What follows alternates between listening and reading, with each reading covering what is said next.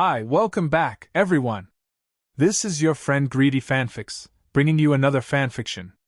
Today, we're diving into the first part of What If Deku Had a Ghost Site Quirk. All credit for this story goes to ᴅᴜᴜ, so please support them by checking out the link in the description for more details. Don't forget to give this video a like and subscribe to the channel if you want more content like this. Now, let's get into the fanfic. Izuku Midoriya discovered his quirk at 14 years old. It turned out that he wasn't a late bloomer. He always had this ability, but the conditions for it to work were never met. So what could this mysterious quirk be? What conditions were so hard to stumble upon that it took 14 years for Izuku to finally discover it?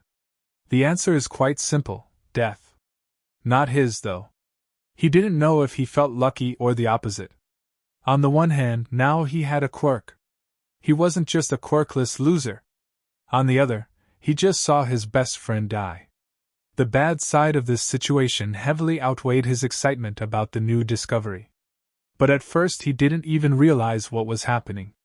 He was going back home, devastated after his dreams were crushed by his favorite hero.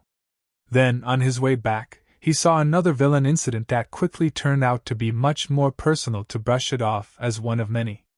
Because right there was Katsuki Bakugou, suffocating in the same way that Izuku was just some time ago. Before he even realized, he ran towards the villain, his body moving on its own to help the person he cared about the most. Maybe second after his mom. The next few minutes were a blur. He knew he had no chances of winning. He wasn't stupid. But he thought that maybe, just maybe, if he put up some more struggle, if he could get some time for the heroes to get to the scene, he could save Kacchan. And sure, the heroes arrived at the scene. There was even All Might. And he changed the weather with his strength. So why was no one cheering? Why did heroes avoid his eyes? Why did the ambulance that got onto the place not on the signal? "I'm sorry, kid. Can you tell us the name of your friend? We need to inform his family about this incident." Why don't they ask Kacchan this? He is right there, standing in the alley and looking down on another Kacchan? Why were there two Kacchan's? That's not possible. "Kacchan, I mean Katsuki. Bakugou Katsuki," he answered, his voice trembling. He got up, ignoring the police officer, as he made his way towards his friend. He needed to ask if he's okay and what was happening. But as soon as he got a better look at what Katsuki was looking at, he turned away and threw up whatever he had for lunch today. What? Kacchan? Because if this is Katsuki's body, then who is standing right next to it? Once Izuku could focus again, he now realized that he could see right through the standing Katsuki. That has to be hallucinations, right? There's no way. "Fuck you looking at, Deku?" No way. No. There was no way this was happening. It was just his mind playing tricks at him. He knew he wasn't the most mentally stable person out there, but to the point of hallucinations. Not only was he seeing things, but now he was also hearing voices. Maybe if he ignored him he'll go away. I'm talking to you. I know you can see me, you damn nerd. Don't ignore me. Where are you going? Deku, get back here! It seemed that this hallucination of his was pretty accurate. And fast too, since it didn't even take a second before Katsuki appeared once again before Izuku's eyes. "For someone so damn obsessed with me, you sure ain't as thrilled as you should be. Go away." "Ha, good one. You never listened when I told you that, why should I? Don't you dare to run away now. You sure weren't doing that when you should've. I never asked you to save me, you got that? As if you could." Katsuki yelled, his whole body just radiating anger from him. Bakugou was right. Midoriya couldn't do anything. He couldn't change anything. I'm sore dash. Don't fucking apologize. Who do you think you are? Trying to win me over, mocking me. Pitying me, a quirkless failure like you. Bakugou paused, suddenly realizing something. He scoffed. "I guess not quirkless anymore. It seems that even after death I just can't get away from you, stupid nerd." Katsuki sighed, having trouble accepting what his fate will be like from now on. Stuck as a stupid ghost with stupid Deku till Till when exactly? Ironic, isn't it? Izuku laughed, taking a notebook out of his desk. They were in Midoriya's room now, wanting to avoid any possible trouble. One judging look from a passerby was enough for them both to realize that no one else sees Bakugou and Izuku just looks like he was crazy and talking with himself. There was only so much embarrassment that Izuku was able to take. Shut up.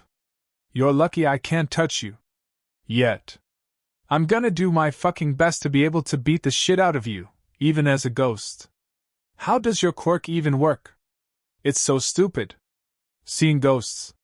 He rolled his eyes, smirking. Of course, he was still happy with something as simple as Izuku having a lame quirk. Whatever keeps him happy. I think I figured out the basics of it. Since I can see you, and there wasn't any quirk used on me, at least not that I'm aware of, it seems that my quirk is seeing, well, ghosts. But I've never seen one before, meaning that there are conditions to be met for it to work.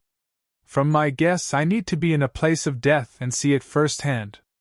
I've seen a few movies in which there were real deaths, but don't give me that look, Kacchan. I didn't see any ghosts.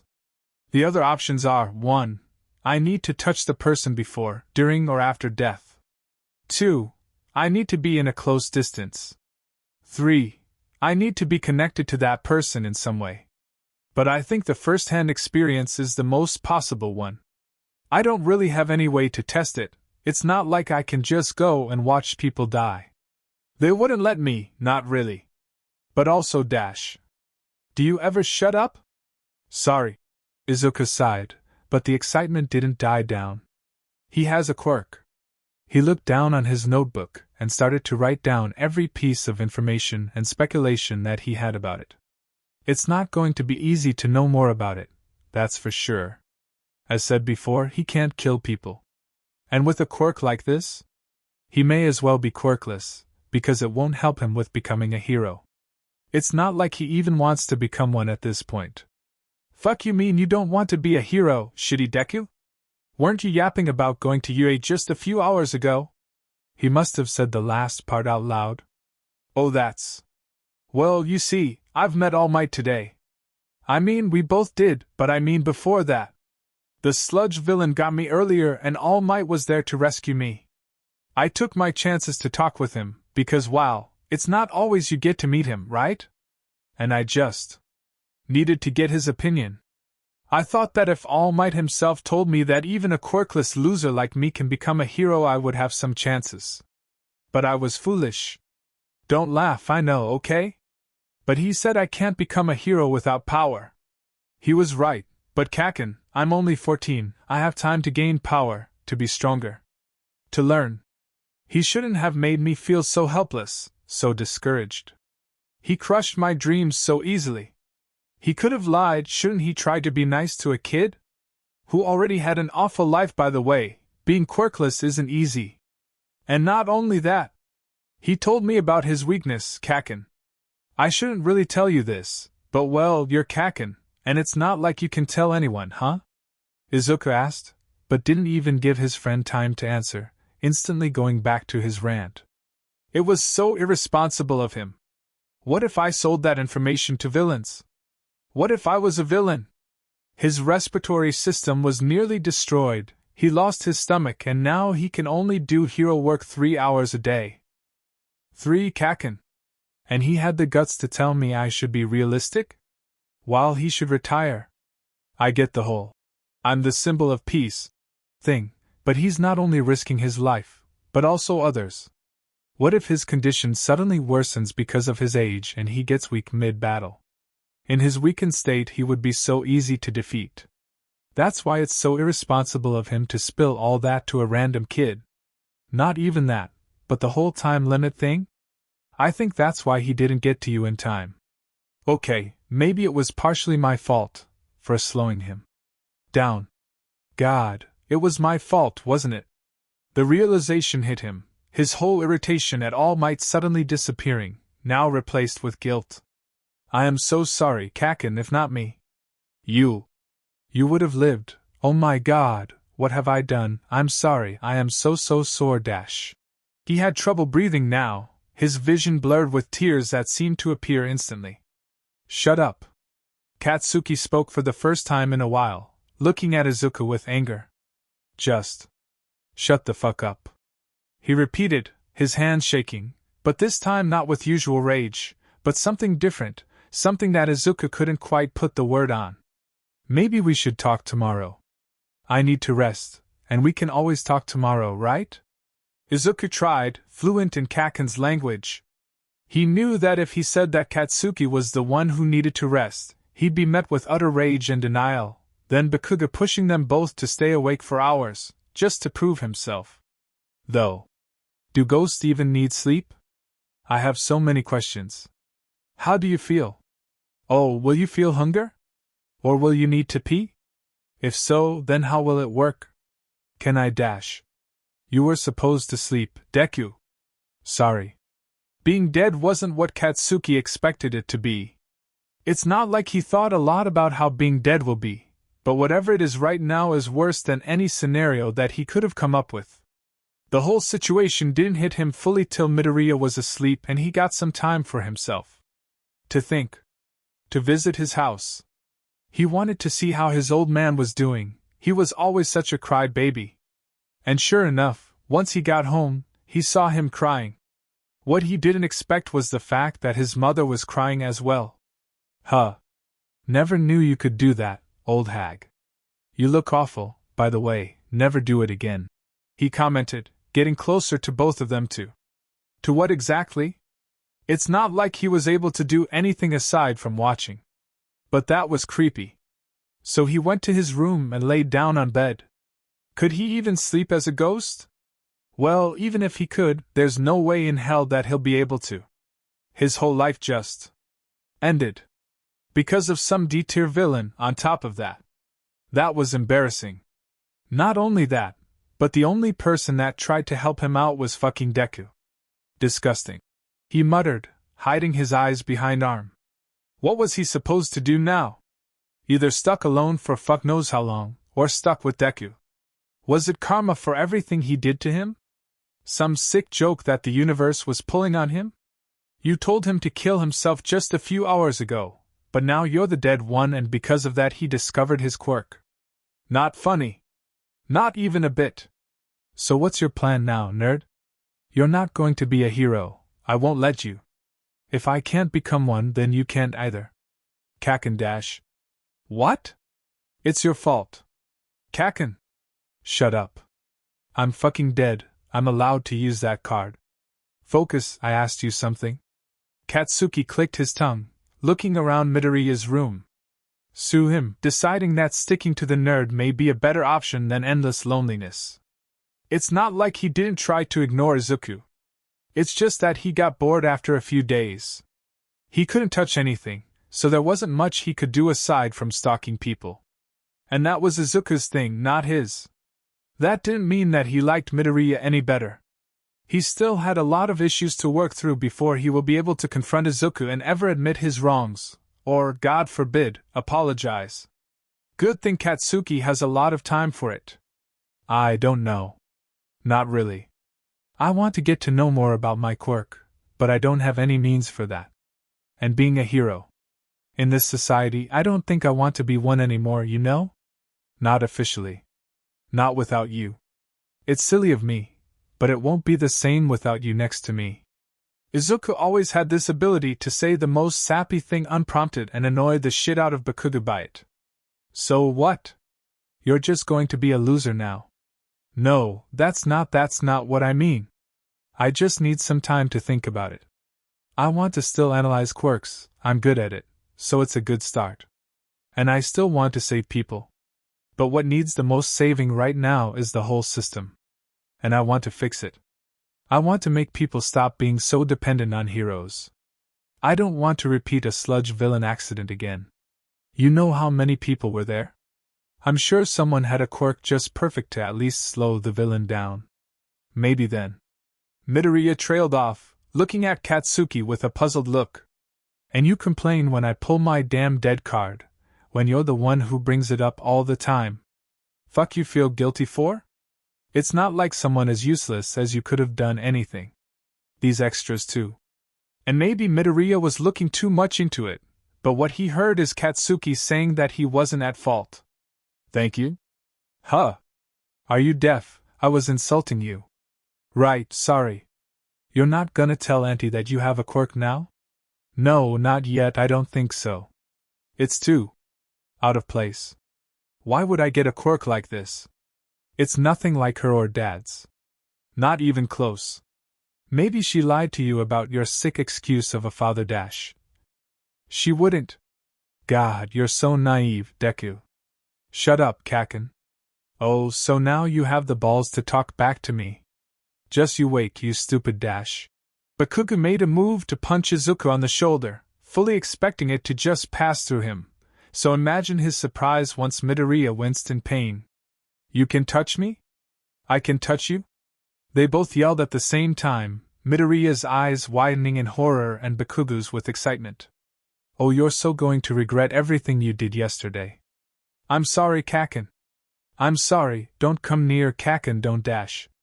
So, are you gonna tell me what we are doing here? You won't like the answer, so I'm going to now pretend you're not here. Deku. I may or may not have arranged a meeting with a leader of the League of Villains. Midoriya said quickly, hiding his face with hands. He was met with silence, and it freaked him out even more than yelling. Midoriya Izuku. He was dead. He was so dead. Kacchan's going to kill him, and he didn't even get to say goodbye to his mom. He can't believe that this is how his life is going to end, by the hands of the ghost of his best friends. You have 5 seconds to explain it. What the fuck do you think? And even then I will strangle you to death. Kacchan, please dash. It's not what you think it is. Midoriya took a deep breath, feeling much more stressed out by Bakugou's wrath than the villains that were in the building right next to them. I know that it sounds bad, but I promise it's not that. I just realized that if I want to change society, I need someone strong on my side. I can't do everything alone. And I can't just go to heroes for help if they're the problem, you know? And Jiren said that love will be able to help me if I help them, and that's what I want to do. If we start from the bottom, then we can slowly make our way to the top. And if I succeed, then maybe, just maybe, I'll be able to achieve what I want. Midoriya quickly explained, not wanting Katsuki to misunderstand anything. He was met with Katsuki's annoyed stare. From a quirkless loser to a rising villain, I can't fucking believe it. Bakugou sighed, still angry at the current situation. He was able to admit that maybe, just maybe, Izuku had every single right to become a villain, but refused to do so. Midoriya was better than this. Or was he not? Kacchan, do you trust me? The silence that Izuku was met with was enough of an answer for him. He knew that it was a yes. Then just go along with it. It can't be that bad, right? It was that bad. What Izuku expected was a mastermind, someone with big ambitions, someone who will be able to take out All Might with his smarts and strength. But what he was met with was a young adult who was obsessed with games and destruction. But his quirk was powerful, just like the resources he had, so Midoriya sat there and listened. Maybe he will be able to change Shigaraki's mind if he tries hard enough. He definitely looked like someone who had an awful childhood and lots of issues, but maybe he can help him. He needed to help him. The more time Izuku spent with Shigaraki, the more he understood how badly he got treated by life. How in some way Midoriya could relate to him, how if only he met bad people he could have turned out just like him. He was desperate to help him no matter what. So with that he started to plan. Shigaraki wanted to act quick, and just as desperate Izuku was to save, Shigaraki was desperate to destroy. But his plan had so many holes, Izuku was sure that with that he wouldn't be able to take down All Might. And yeah, maybe he was supposed to be the better person, to not become a real villain. But even Midoriya wasn't able to turn down all negative emotions, his grudge towards hero society, how they let a 14-year-old boy get killed because of someone overlooking safety of the villain he just caught. So yeah, All Might had it coming. He shouldn't have told a stranger about his weakness. Planning the perfect murder took a lot of Izuku's time. It was starting to get hard with being a student and part-time villain without raising any suspicions. He needed more people to help, League of Villains was too small for them to really do anything more. So he started to search for people that were similar to them, that wanted to change the hero society in any way by any means. That's how he met Dabi. It wasn't that it was planned, not really. He was in the middle of researching the top 10 heroes when he stumbled upon the article about the death of Endeavor's oldest son. But the details didn't match up, it was clear that they hid some data. So then he started to look deeper into it, even going as far as asking Katsuki to search his house. It wasn't an easy mission, but after some promises Bakugou agreed, and then they found out something they weren't ready for. Because what do you mean the number 2 hero in Japan abuses his children? Why did no one stop him? Why did they let him have kids in the first place? It was long overdue to take them away from him. Izuku wouldn't be surprised if Toya's death was the best thing that happened in his life, if only it meant being free from his father. The more he learned about Endeavor, the more respect Izuku lost for him. For other heroes too, for letting it happen. It wasn't possible that no one saw anything. Someone had to know. Why wasn't anyone doing anything? Izuku searched the internet for anything, to see if anyone tried to see the truth, connect all of the dots that were right in front of them. But he found nothing. Aside from one account that seemed to hate Endeavor for their living. Sure, Endeavor had a lot of haters, he wasn't a hero that a lot of people looked up to, but this one person seemed to hold a personal grudge towards him. So Izuku reached out. He didn't expect an answer, so imagine his surprise when a month after his discovery he was now meeting with this mysterious Dabi person. He couldn't find anything about him, it was like he didn't exist. He was perfect. And when he saw him in person, Izuku's excitement reached the roof. "You're Todoroki Toya, aren't you?" he asked, unable to just keep quiet. But maybe he should have, because soon enough there was a hand on his neck, and the other one on his shoulder, burning through his clothes. It felt familiar. "Who are you? Did Endeavor send you? You can tell him to go fuck himself. No. I'm not with him, I promise. But I can help you. You want to kill him, don't you? I had the means to do so, if only you will help me. I'm not teaming up, I do things alone. What possibly you can have that I don't? Information and connections. Strength. And a free living space that will be much better than streets," he offered, trying to get away from Dabi's touch. "I don't trust you. And I don't trust you, so we have something in common. I can introduce you to the boss, but don't worry, you don't need to like him in order to work with us." Sure. The meeting between Shigaraki and Dabi was something. Dabi showed absolutely no respect towards the leader of the league, and by that Shigaraki also refused to act civil. Izuku felt as if he watched two kids bicker and try to best one another, when in reality in front of him stood a 20 and 23-year-old men. But boy was it entertaining. He and Bakugou already had a bet on who will come out first out of the bar, so they both watched in impatience, waiting to see whose emotions will get the best out of them first. Just as Izuku thought that they were finally calming down, both of them started throwing hands, and if not Kurogyri, there would be an interesting fight going on now. Shame. TSK. And here I thought things gonna get interesting.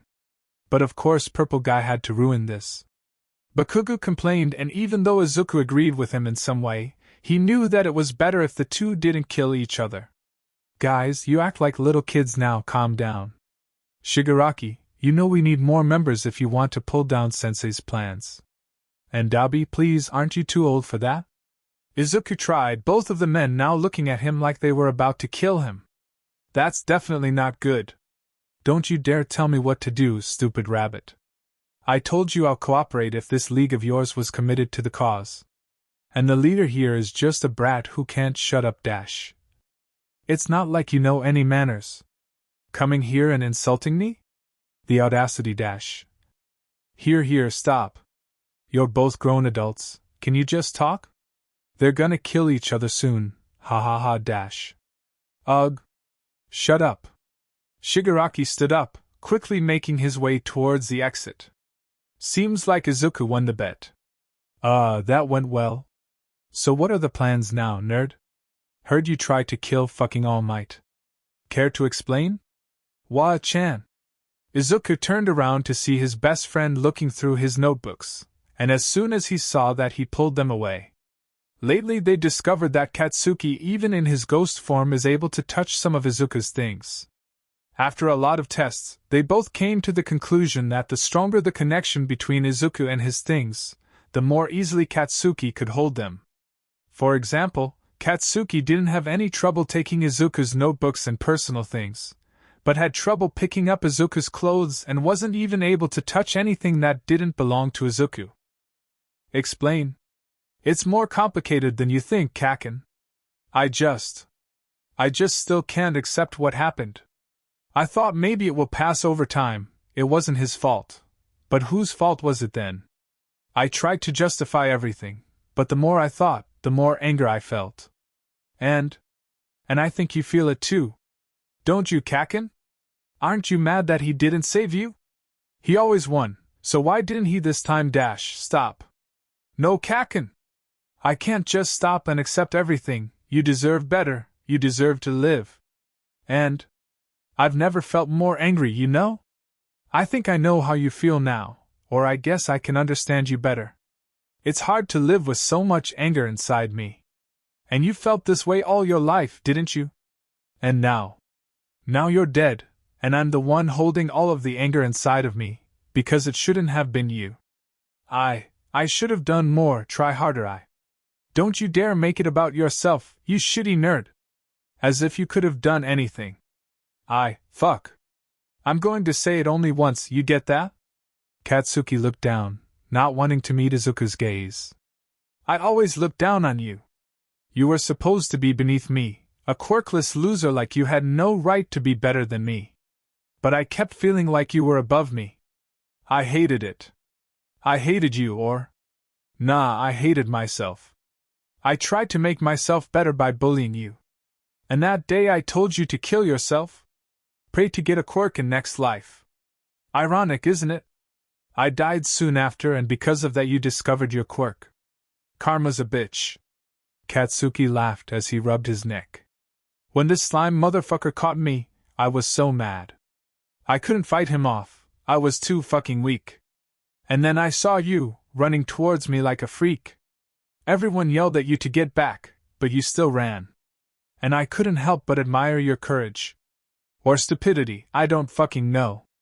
But you, a quirkless loser, were the only one who tried to help me. You looked pathetic, hitting him with a fucking backpack. What did you think while doing that? Not much, that's for sure. But you were awesome. And I hated myself even more for thinking that. Because I'm the awesome one, I'm the one who's better than everyone else. And you? You were not awesome at all. It was stupid. Kacchan. Yeah, so what? I did you wrong so many times and you still were the only one running to me. That was fucking stupid. But what I meant to say is, thank you? Or whatever. You tried or something. Don't feel so fucking guilty, because even damn pros didn't help me. But I guess I can let you be angry on my behalf. I always wanted to see you angry, instead of doing this pity party of yours. It's about damn time you grew some balls. Katsuki finished, looking up at Midoriya. You're so ugly, he added, seeing that Izuku was a sobbing mess, unable to contain any of the tears that were falling down his face.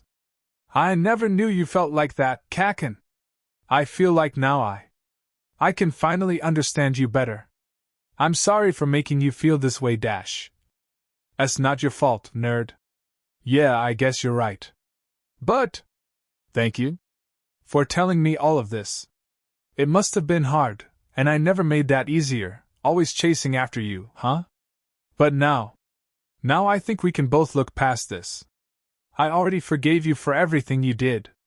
I never asked for your forgiveness, Deku. And you didn't have to.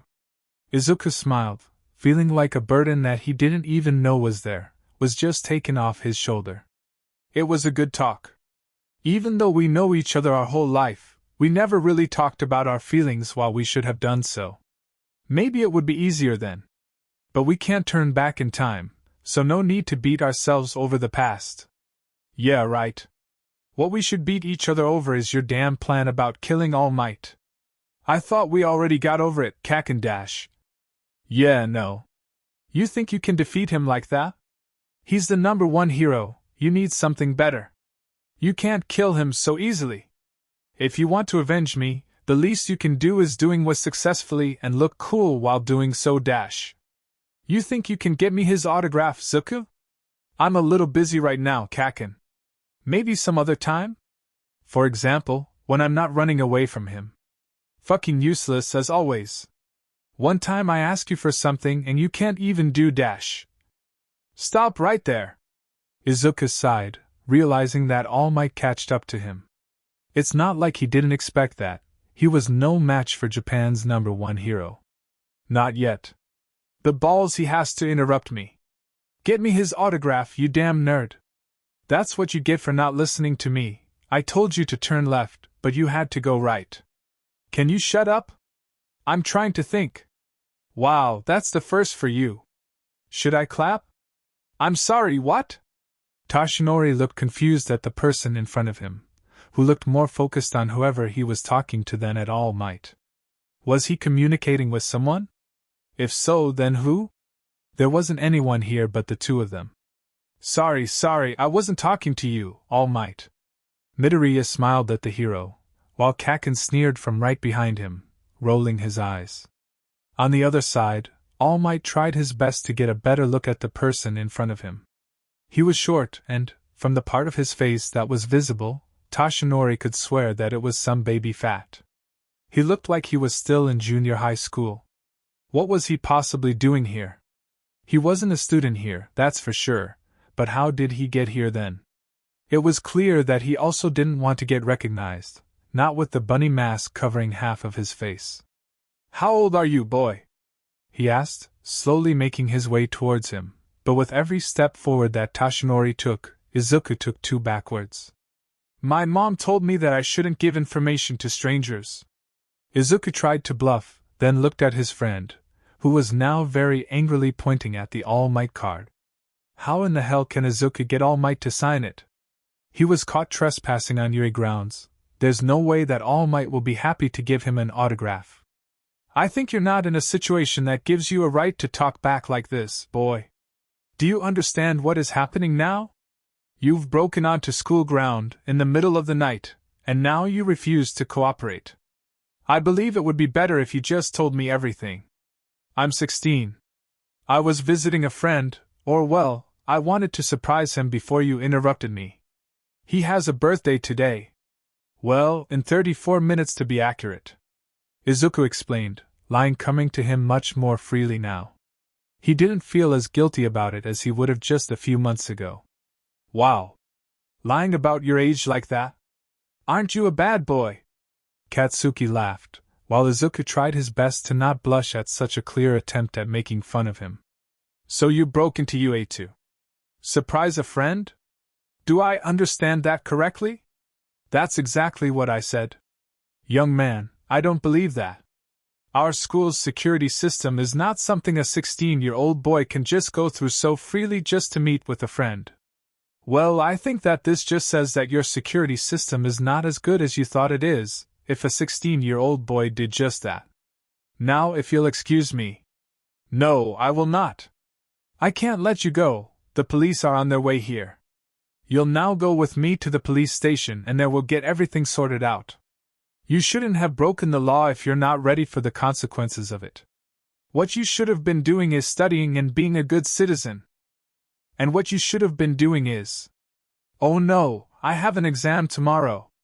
Midoriya suddenly realized, checking the clock once again. He doesn't have much time if he also wants to sleep. He really should have turned left. Loser. Katsuki laughed, so amused by this situation that it brought him to tears. Yeah, sure, laugh at my misery. See if I get that autograph for you. Midoriya muttered under his breath, this making Bakugou calm down and disappear for a second, then come back with news that Midoriya was dying to hear. He is gonna be here in a while. I used your phone to tell him about the police. He rushed, in his own way trying to make up for the laughing and make Izuku get the autograph. Can you do something for me before we leave, All Might? Izuku asked, happy with how quickly Katsuki changed his demeanor. Even if it will only last until he gets what he wants. That depends, boy. What do you want from me? An autograph. You see, I'm a big fan of yours. Izuku barely stopped himself from cringing while saying that. Oh. Yes, I can do that. All Might flashed him a big smile, taking out a Sharpie. Did he always have it with himself? Here. Midoriya handed the hero a card of him and Toshinori signed it with a sense of relief. It seems like it will be the end of it, and Toshinori will be able to finally get it wrapped up and then go back to sleep. Being a teacher certainly didn't serve him right. Thank you so much! Izuku took back the card and put it in his pocket, and sure enough, a few minutes later there was a police car in front of the school gates. All Might led Izuku to the back seats, but once he wanted to get in as well, the policeman stopped him. I can take care of him, you should go back to bed, All Might. You've done enough for the day, he suggested, and God, if that didn't sound amazing to Toshinori. He hesitated for a minute, but finally agreed. Thank you for your service, I could really use some rest. I'll get to the police station first thing in the morning for an update, officer. All Might promised, and then left the scene. When Izuku was sure that they were alone, he finally let himself loose, looking at the driver with annoyance. You were supposed to be here 10 minutes ago. I got caught because of you. See if I care. Got what you wanted? Dabi started the car and soon enough they were speeding through the streets of Mizurufu. He took off the mask and policeman's cap, only then getting comfortable. Yeah.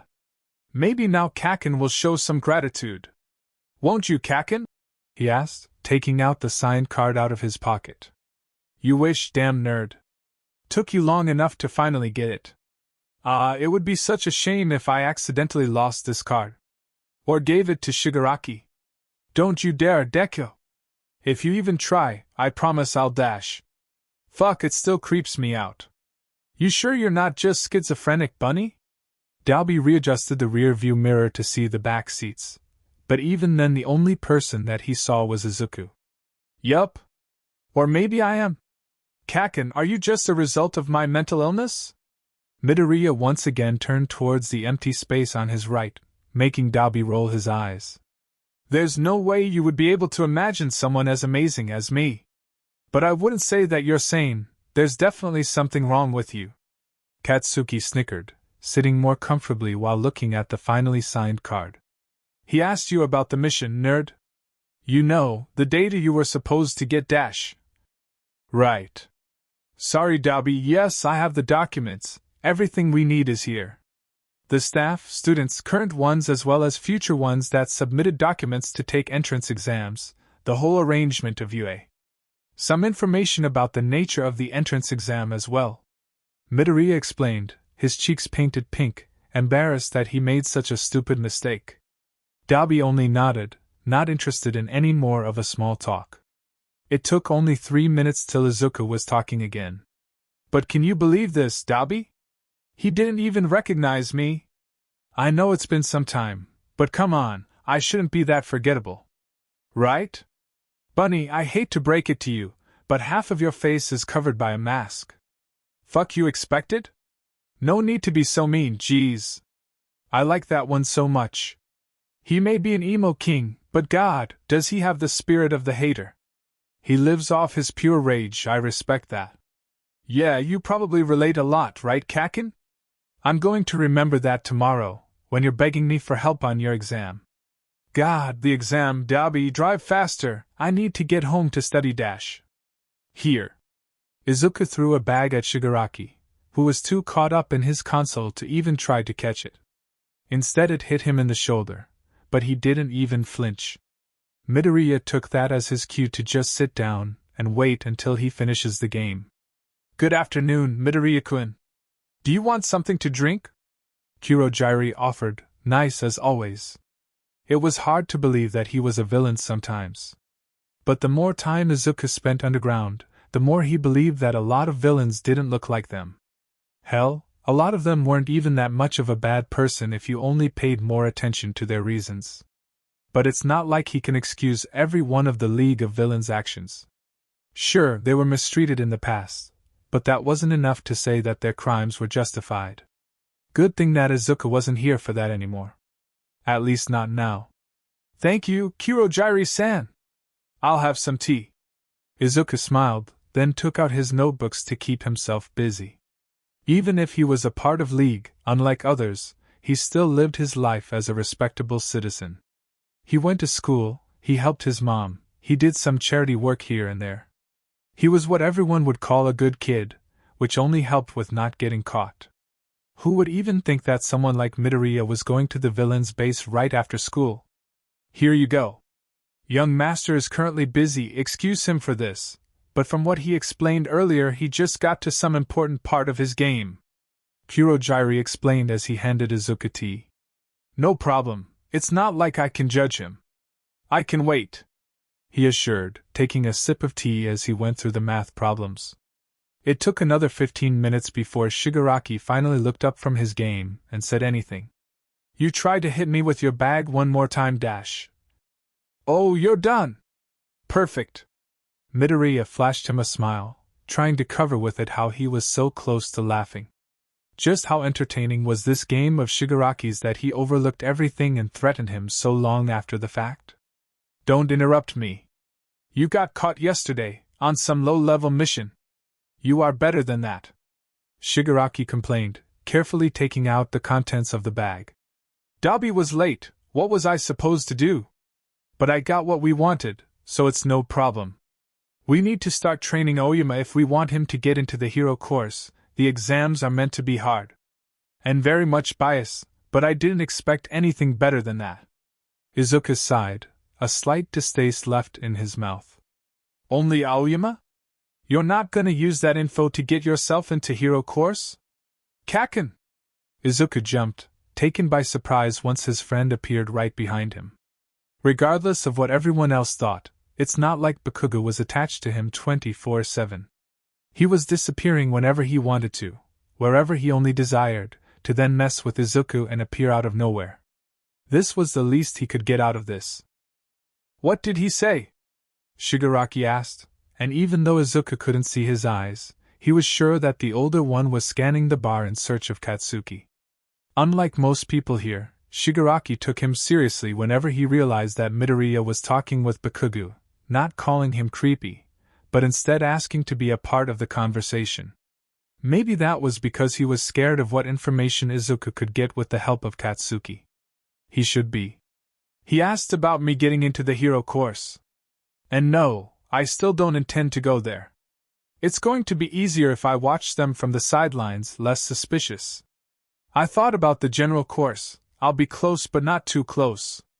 And one of the students there took my interest.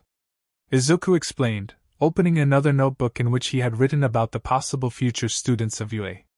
His name is Shinso Hitoshi. He doesn't have any way to get into the hero course, not with how biased the practical exam is towards people whose quirks are useful in combat. His quirk would be perfect to get a hold on, but I'm not sure if we can get him. He was called a villain his whole life, so now getting him to change sides to become a real one may be difficult. He is similar to Kacchan in this aspect, really stubborn. He sighed, biting his pencil as he thought of a way to make Shiso agree to help them. It won't be possible, not until League changes in the way Midoriya wants it to. Huh. Whatever, as long as we achieve what we want, you're free to do whatever. Shigaraki declared, looking through documents. And this Todoroki kid? He seems powerful. We need to get rid of him if we want to get onto the next level. I thought about getting him onto our side, actually. Kacchan got me some information about him that will be proven useful in future. I'll need Dabi for that one, but he won't be thrilled about it. Endeavor's kid under my roof? Interesting. No way. Don't say it like we already don't have two here. I told you already, Natsuo is not a wait, too? It's time for me to go. With that, Midoriya got up, making his way towards the exit before he could hear Shigaraki's curses. He closed the door just in time to not get hit with a cup. Izuku, did you pack everything? Yeah. Tissues, handkerchief, books, pens dash. Oh my god, she really is that bad. Katsuki groaned, annoyed with Inko's overprotectiveness. Izuku was just going to school, and it's not like it would kill him to forget goddamn tissues. But what was the worst was the fact that Izuku, the overthinking fucker that he is, went through his backpack 5 times already. And that's only today, because the first time he packed was 3 days ago. How can Katsuki not laugh at him when he's basically begging to be made fun of? Yes, Mom! I have everything! Izuku sighed, slightly irritated by it, but doing his best to not show it. He knew his mom cared, but... I'm sorry, sweetie, you know I worry.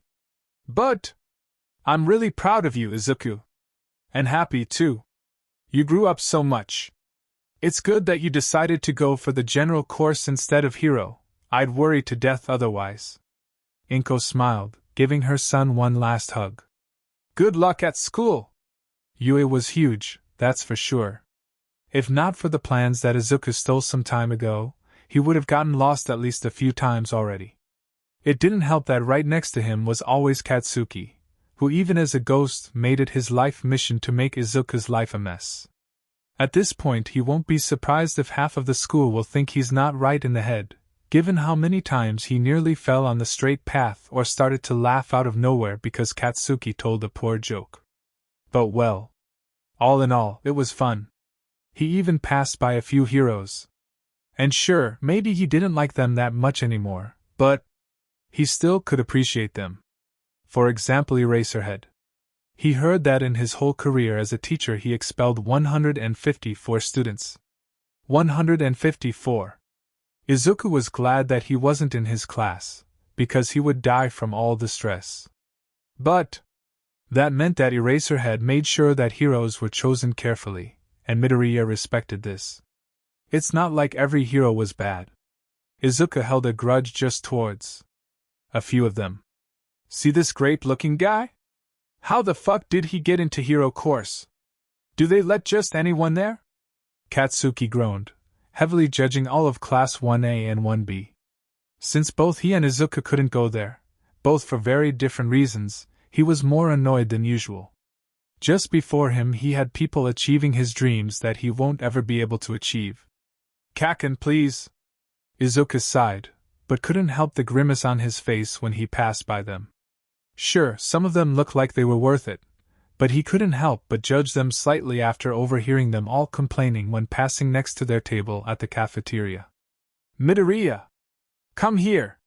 Ah, there they were. It has been a week since the school started and Izuku already managed to get himself a group of friends. None of them were judging him for being quirkless, meaning he already had a better time here than in Aldera. Coming! And that was also Bakugou's cue to leave. If there was one thing he couldn't stand, then that was the overly nice people that Midoriya surrounded himself with. In times like this, what he liked to do the most was take a stroll through Yue's grounds, preferably close to the teacher's lounge. He wasn't spying per se, but if he happened to overhear something interesting, well, it's his own business. SKU training would benefit them greatly. They need to be ready for things like this. All might, Eraserhead, you will supervise the kids alongside 13. Oh? That's definitely information that Bakugou wanted to hear. Just a week passed and he's once again better than Izuku, getting information that he can only dream of having. Holding it over his head is going to be fun. There's going to be rescue training in a few days for hero students. At the unforeseen simulation joint, I got the location today. All Might is going to be there. Huh. How the fuck do you know that, nerd? You were at the goddamn cafeteria when they talked about it. How the fuck dash? Midoriya couldn't fight the smile that appeared on his face, knowing that once again he could beat Bakugou, even at something as simple as information. He knew that Katsuki was hiding something from him with how smug he was acting, so he made sure to do his own investigation to get to know what Bakugou found. Bunch of brats and no endeavor? Then don't expect me there either. Dabi stood up, quickly making his way out of the bar. It was clear that Dabi would only listen if things caught his interest, but killing All Might wasn't his goal. It's going to be the perfect chance to kill the symbol of peace. All that is going to be there are some brats and second-grade heroes, it'll never be easier. Shigaraki smiled, or at least Midoriya thought he did, as the villain scratched his neck. Sure, let's go with this. But you can't underestimate the hero's students, a lot of them have amazing quirks. It's a good chance for us to see what they're capable of. Kacchan helped me with writing down all of their quirks and what they can do and who they're the best with, so we need to separate them into groups like this in these areas. There can't be more than 3 of them in one place, and we should choose the best villains to fight them. We don't need to go for a kill, so don't try to do so. We're only trying to kill All Might. Izuku started, showing Shigaraki his detailed notes about the raid. You're not in the plans. Why? Don't you hate All Might? Remember, I can see ghosts of people I was with during their death. I don't want to see All Might for the rest of my life. I can't be there. Midoriya sighed, feeling confused about his feelings. On one hand, he was unsatisfied by this, but on the other it gave him a kind of comfort that he won't kill anyone.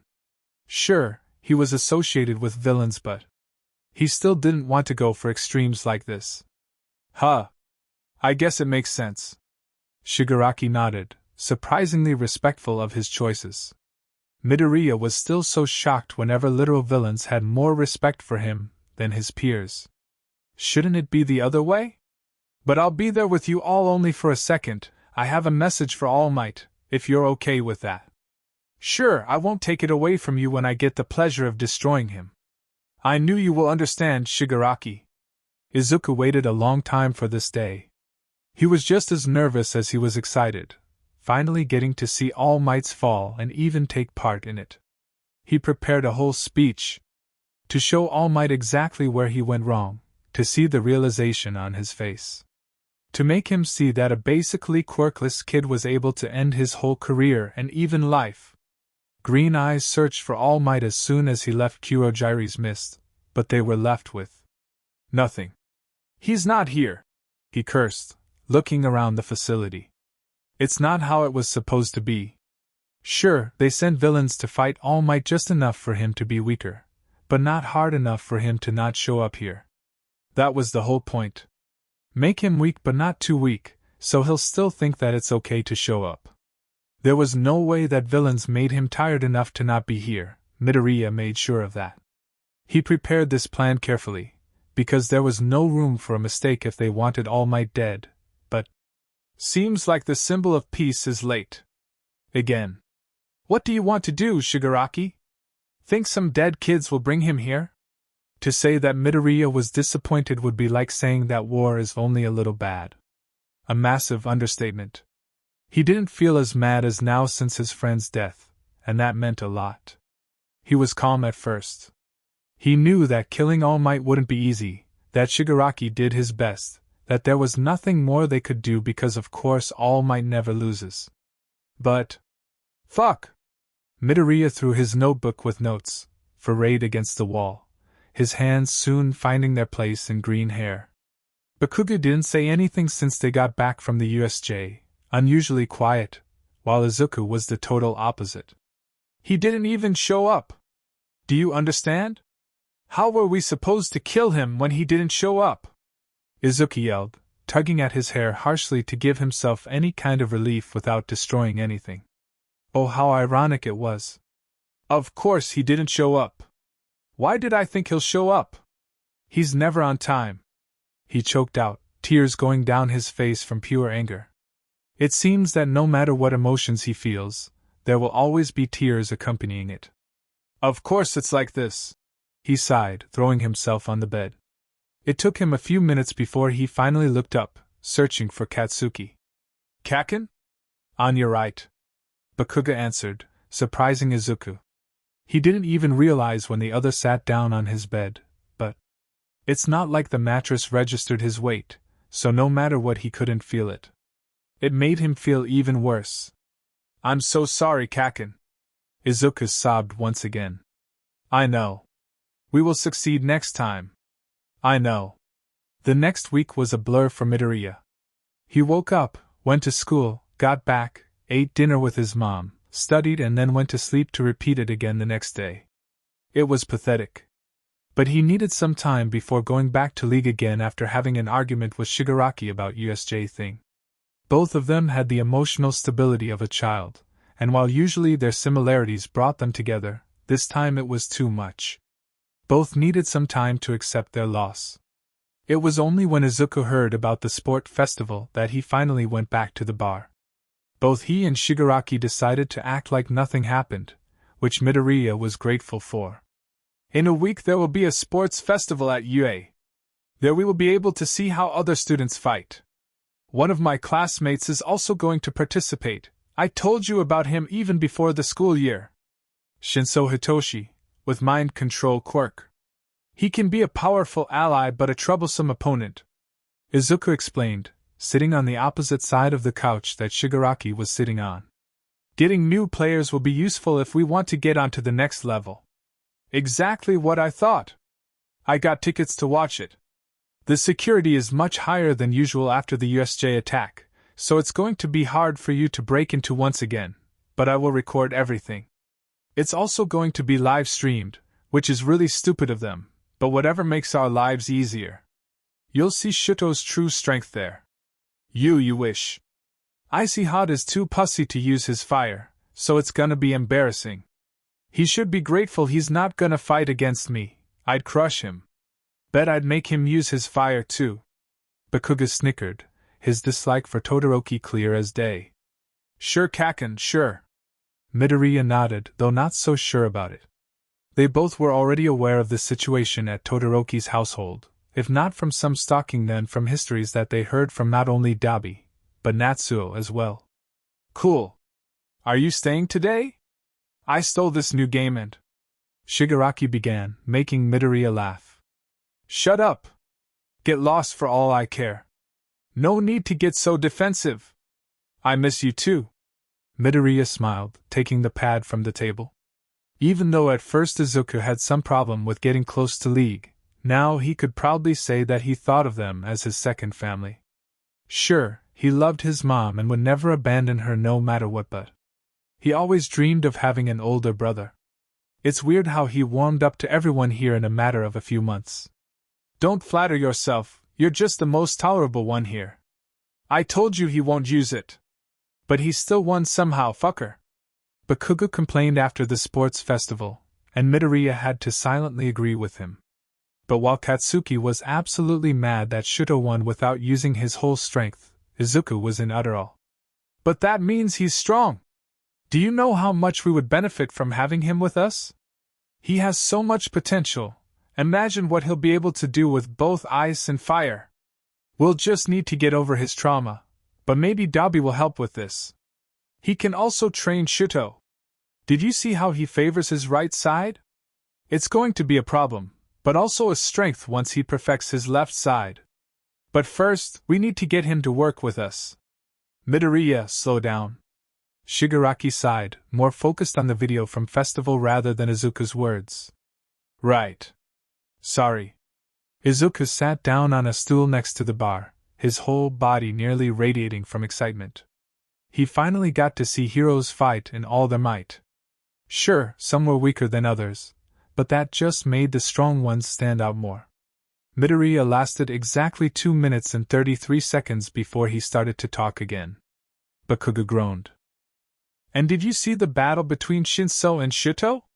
I was so mad. Shinso didn't even get time to shine.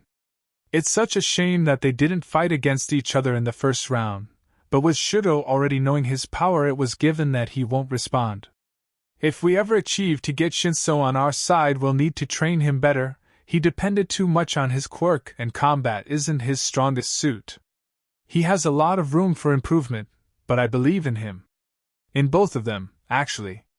But what I wanted to say is that we need to get at least one of them on our side. I want to become their friend too, of course. But both of them already said that they're not interested in them. I need to start with Shinso then, after all we're in the same class. Do you ever shut up, nerd? No, I don't think so, Kacchan. Are you in a good mood, Shigaraki? What have you done? Midoriya looked closely at his companion, slightly worried about what may have happened. It means that he's up to something and that never ends well. It's not I just cleared a level in game kind of smug, but that I did something and can't wait for the results kind of smug. Nothing. Can I just have a good day? Shigaraki released Nomu on a rampage in Hosu because he got angry at Hero Killer Stain. Ah, that makes sense. Thanks, Kurogyri. Midoriya smiled, taking a cup of tea that Kurogyri had already made for him. It seems like after half a year of cooperating together they fell into quite a nice routine. Wait, what? He stabbed me, he had that coming. Shigaraki shrugged, going back to his game. Huh. Hope it doesn't turn against you. So. He saw the news, huh? Yup. It was hilarious, regret you didn't see it. At first he tried to be all calm, but then hell went loose. Dabi laughed, seemingly finding the whole situation hilarious. Midoriya only shook his head, unhappy that once again Shigaraki acted like a kid just because his plans didn't go like he wanted them to. It's no surprise that the media focused on Stain. Even though he's a villain, his message hits everyone. I have to admit, even I agree with his way of thinking. But Shigaraki on the other hand. Midoriya grimaced, aware that Stain and Shigaraki were the exact opposites in much more than one issue. But it got us some recognition. The media thought that Stain is with the League, so people are interested. It's a perfect time for us to get more people on our side. And we'll need more power if we want to pull off our next plan. Midoriya mumbled, already in the middle of planning their next move. All they needed was a good occasion, but they were all willing to wait for it. They needed their next mission to be perfect. There was no room for mistakes. The occasion didn't seem to come any time soon, and it was clear that Shigaraki was getting impatient. His bad mood seemed to never end with how many new recruits they got, and the earlier nearly empty base was now full of life. Midoriya, on the other hand, was thrilled with how many new people came here, instantly kicking off with few of them.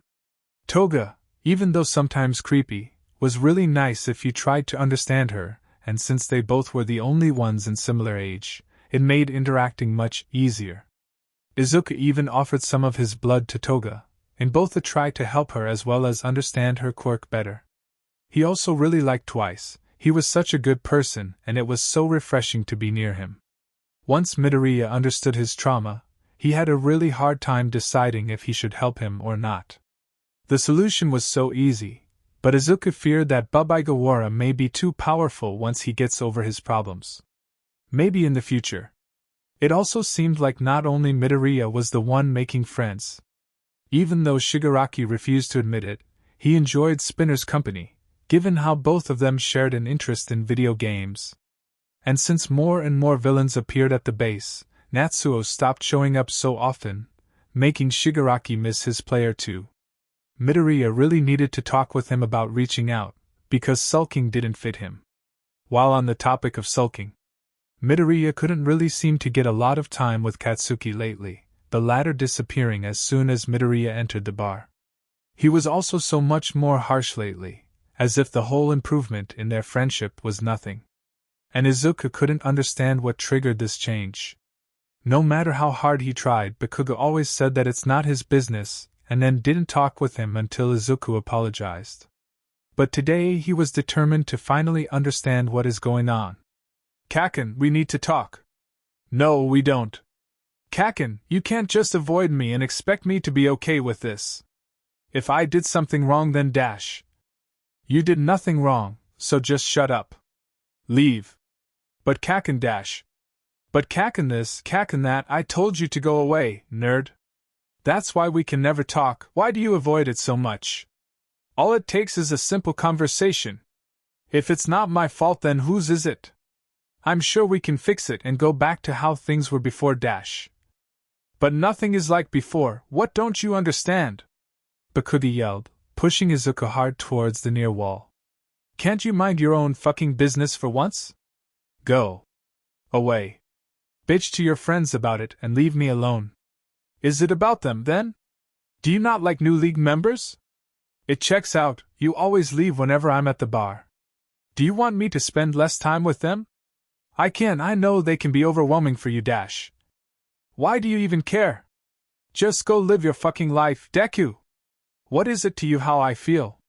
Bakugou clicked his tongue, taking a few steps back from Midoriya. Calling him by the cruel childhood nickname left a slight distaste in his mouth, but he whatever it takes to make him from the subject. Because I care about you, Kacchan. Is it so hard for you to understand? Bullshit. I'm not even alive, but you still treat me like I am. What the fuck is wrong with you? Oh. Of course Bakugou is bitter about this. Here Izuku is, living his teenage life, getting friends and acting all buddy-buddy with them, while Bakugou has one person and one person only that can talk with him. He can't entertain himself, he can't do anything if Izuku is not there. Of course he'll be mad when he has to watch Midoriya live a life he lost and will never get. I'm so sorry, Kacchan, I didn't realize dash. Of course you didn't realize. How could you, when you were busy with your stupid friends?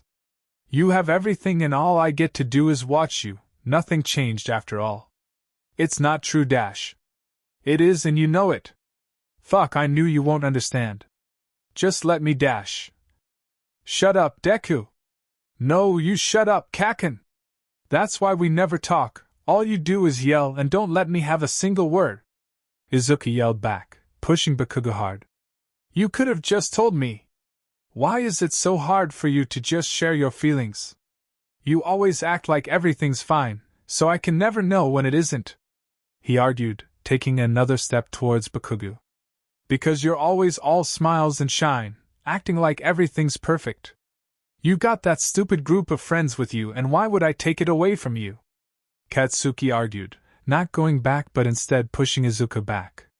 You wouldn't be taking anything away, you stupid. Ugh. I can't believe your selfish ass decided that it's the perfect time to shut up and let me live some happy life. Can't you understand that all I'm doing is for you to get justice? What am I supposed to do for you to stop thinking the worst of me? Should I just kill myself so I can suffer just like you do? That's not dash. But maybe it is. If you can't communicate properly, then maybe what I need to do is really be in the same situation as you. Izuku, shut up dash. Why would I? Isn't it what you want, for me to understand you and be just as dash? Izuku. This time the yell was accompanied with a heavy punch to Midoriya's jaw, but before the green-haired boy could even think about hitting back, Bakugou pointed at the body that was on the floor right behind them. Shut the fuck up and fucking look. What the fuck? Is it me? Midoriya crouched down, looking with more interest than fear at his own body. It looked like he was asleep? No, the fucking Santa Claus, of course it's you. Bakugou snapped, hitting Izuku in the back of his head. What happened? You collapsed while you were yelling. Creepy as fuck if you asked me. Think it's your quirk? You look like a ghost now. To prove his point, Katsuki pushed Izuku towards the wall, but instead of hitting it, Midoriya passed right through it. Huh. Interesting. It never happened before, why do you think it happened now? And how do I make it go back? I know I was talking about you know what, but that definitely is not how I want to go. Do you think I'm dead? But my chest is moving, so I'm definitely breathing, so what is it? What triggered it? Izuku mumbled, the previous argument forgotten. This was much more important than teenage troubles. Fuck if I know. You're so fucking weird, Izuku. Katsuki tried to kick the laying body, but his leg went right through it. Huh. Seems like you can't touch it. Why is that? Is it connected to the fact that now I'm a ghost, and my consciousness is out of my body? This means that my quirk is more connected to my mind than my body, which makes sense. Or it doesn't. I'm confused. Huh. Yeah, huh? Lay down, maybe we can push you back. Bakugou suggested, already pushing Izuku towards the body where he tried to do just as he said. Ow, that hurts, stop. Kacchan! Don't be a baby, we need to fix you dash. Stop. Fucking fine. Figure it out yourself then. Stupid nerd. Midoriya sighed, sitting down on the floor next to the body. He examined it as much as he could without being able to touch it, but he couldn't find anything. Not until... Is it some thread? See, there's an orange thread coming out of my body and one out of my ghost form. It seems like it's been cut. I can't see shit. Probably your quirk. Ah, yes, that's possible. Maybe if I. Midoriya touched both threads and connected them, and when he opened his eyes, he was once again in his physical body. Fuck you did? I just connected the thread. Sure, whatever works. So do we get back to our argument or? I need to sleep. We can argue tomorrow. Yeah, sure, nerd. They didn't argue the next day. Neither the day after that.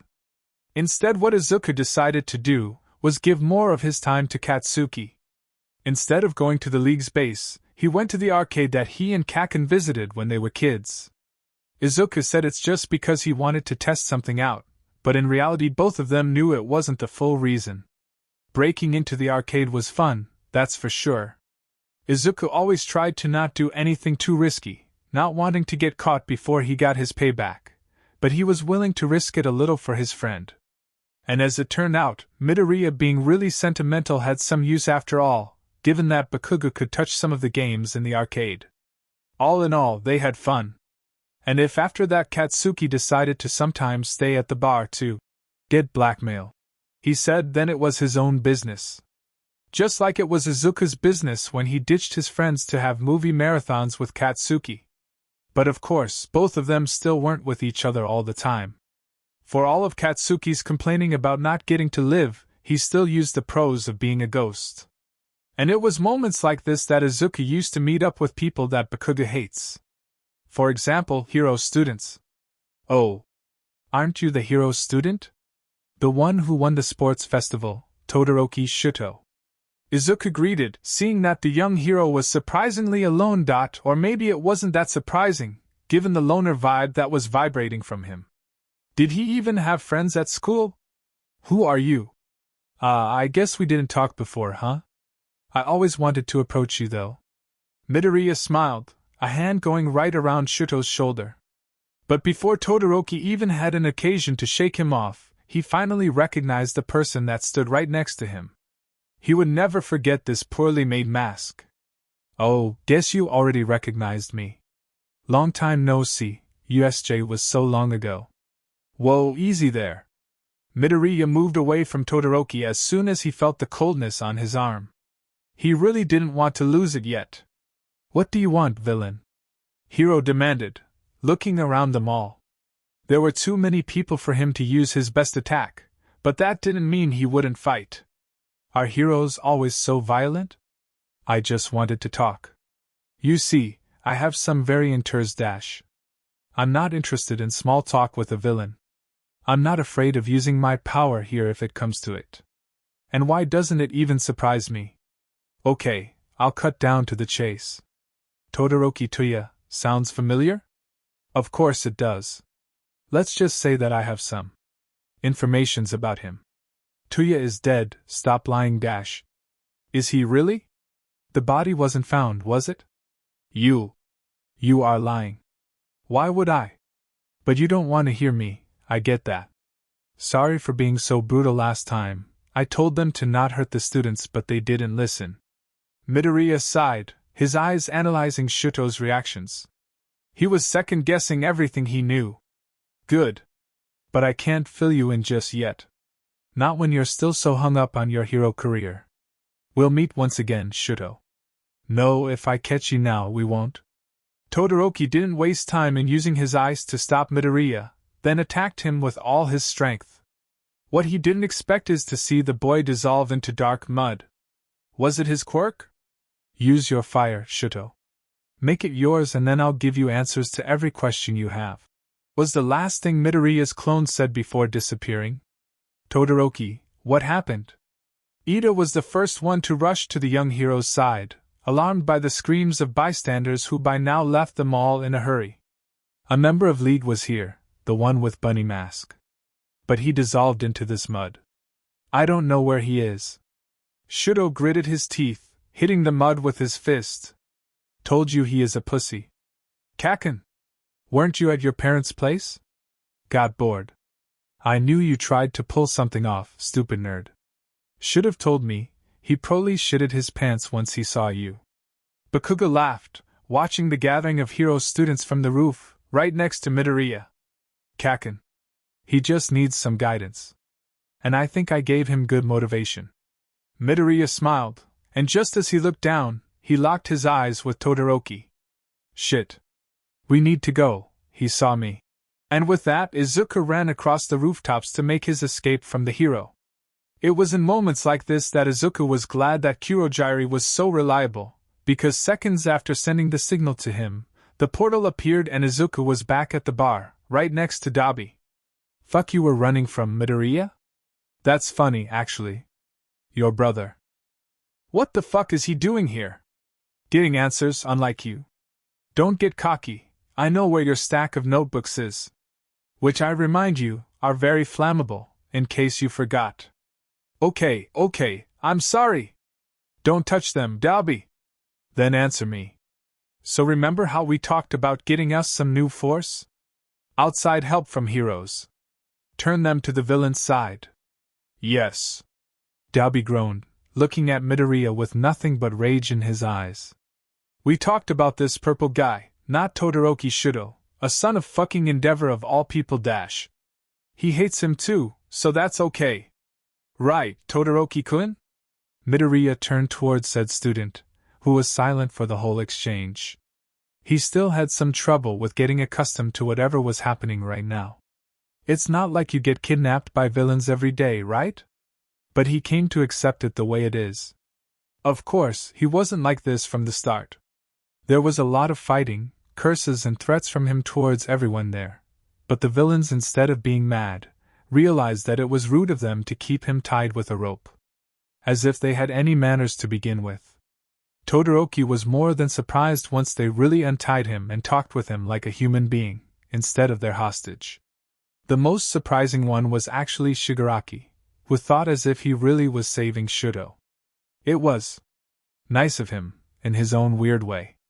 The worst part was the fact that Todoroki agreed with some of their points.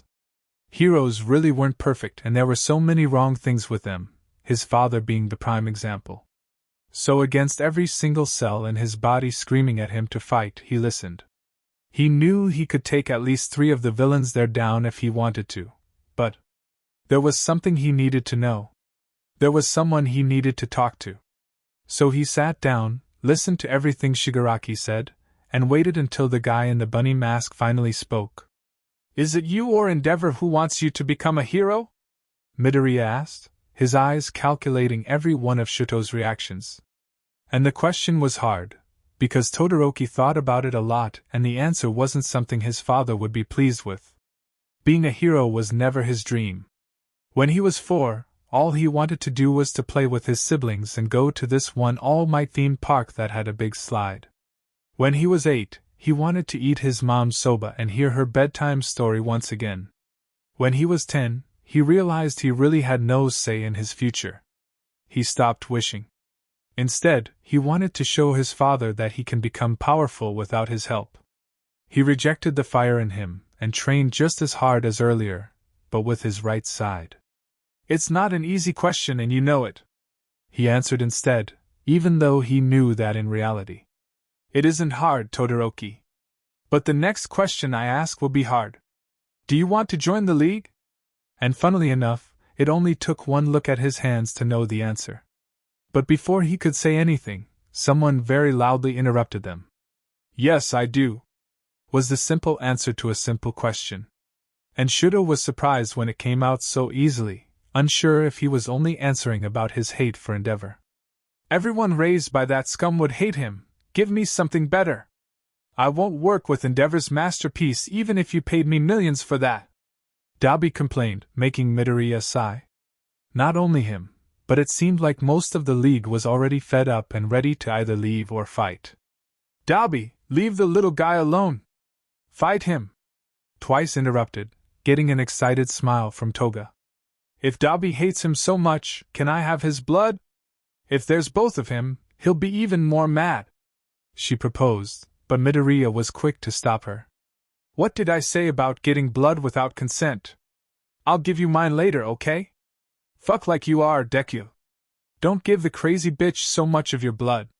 Katsuki interrupted, taking away Midoriya's hand from Himiko. Right. Of course this is the time that he decided to show himself. Izuku smiled, but ignored the blonde for now, knowing it's definitely not the right time. Can we get back to the topic of Todoroki fucking Shuto in our base dash? And can you shut up, Dabi? It's my order that we have him here, and if you forgot, I'm your boss dash. Shigaraki finally decided to enter the conversation, but only because of his own irritation and not the fact that he should be the one keeping things nice here. Oh, so now you decided to act like a boss. Where was it when you kept this plan away from me? Can you please just keep quiet? If we want Todoroki to stay, we need to show that it's nice here dash. But I don't want him here. Do you hate me? Do you want to fight? Shuto asked, surprisingly calm given the situation he was in. Hell yes, we can fight. Come at me, Todoroki Shuto. Let's see how good the masterpiece is. Dabi smiled, a blue flame already in his palm. But before he could even do anything, Shuto freezed him into the ground. You motherfucker dash. I do not fuck any mothers, please don't call me that. Huh. The whole bar fell silent, looking at Todoroki in confusion, before they all laughed. What the fuck is wrong with him dash? Even Bakugou laughed, because seemingly his rival's idiocy was the most hilarious thing in his life. Midoriya had a really hard time pretending like he wasn't the same. Todoroki, that's a manner of speech, he wasn't really dash. He tried to explain, but a laugh escaped his mouth in the middle of it. Oh. I apologize then. Shuto bowed slightly, and once he raised his head again, Dabi was nowhere in sight.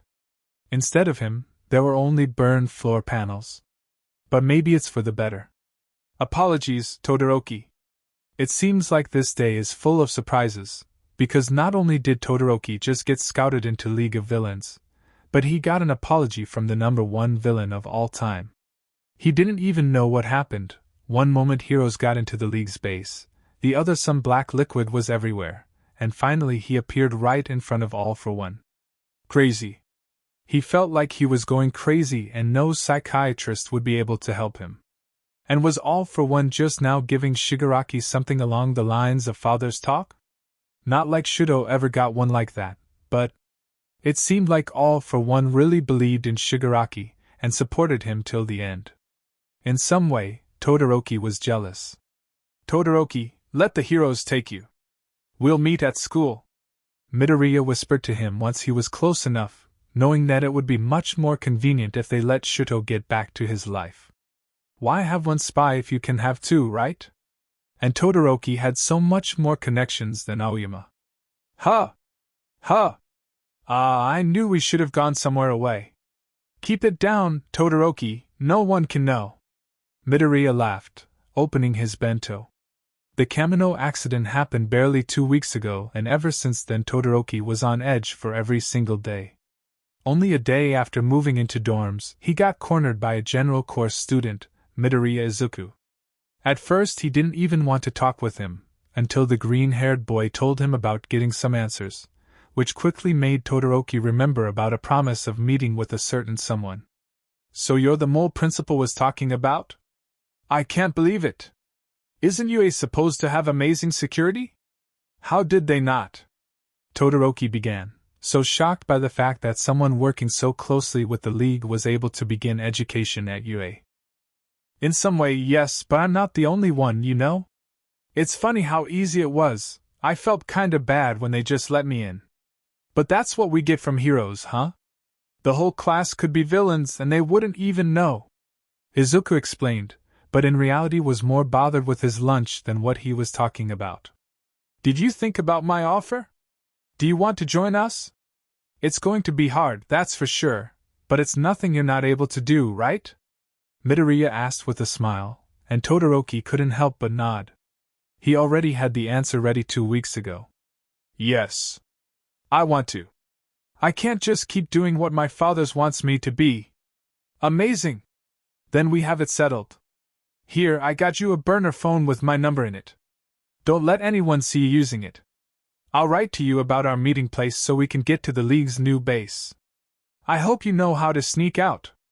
Shuto, in fact, did not know how to sneak out. His whole life, sneaking out has never even occurred to him as an option, even though it should be. It doesn't mean that he wasn't able to leave his room unnoticed. He already did that a lot, especially since he didn't have any friends in his class. Todoroki wasn't sad about it though. He explicitly said at the beginning that he didn't want any. Finally, you're here! Izuku smiled brightly at Shudo, and it was hard for him to believe that this happy teenager in front of him was someone associated with League of Villains. Weren't all of them evil? Though after their last encounter. How do we get to the League's base without getting caught? The security will pick up on us leaving. Here, my friend, I present to you the benefits of having someone with teleportation quirk in our ranks. We're not friends. Right. Midoriya laughed awkwardly, but from further embarrassment himself saved him when Kurogira's portal appeared. Anyway, let's go. I need to officially introduce you to the team and make sure ᴅᴑ doesn't kill you. Come on. Izuku went through the black mist and Shudo was left with no other choice than to follow. But what he didn't expect to see was seeing a familiar apartment. One in which he was often enough to call it his second home. What? HM? I know it's a small place but dash. I can't believe you all hid this from me. I leave for a few days and suddenly we live in an apartment that belongs to a Todoroki?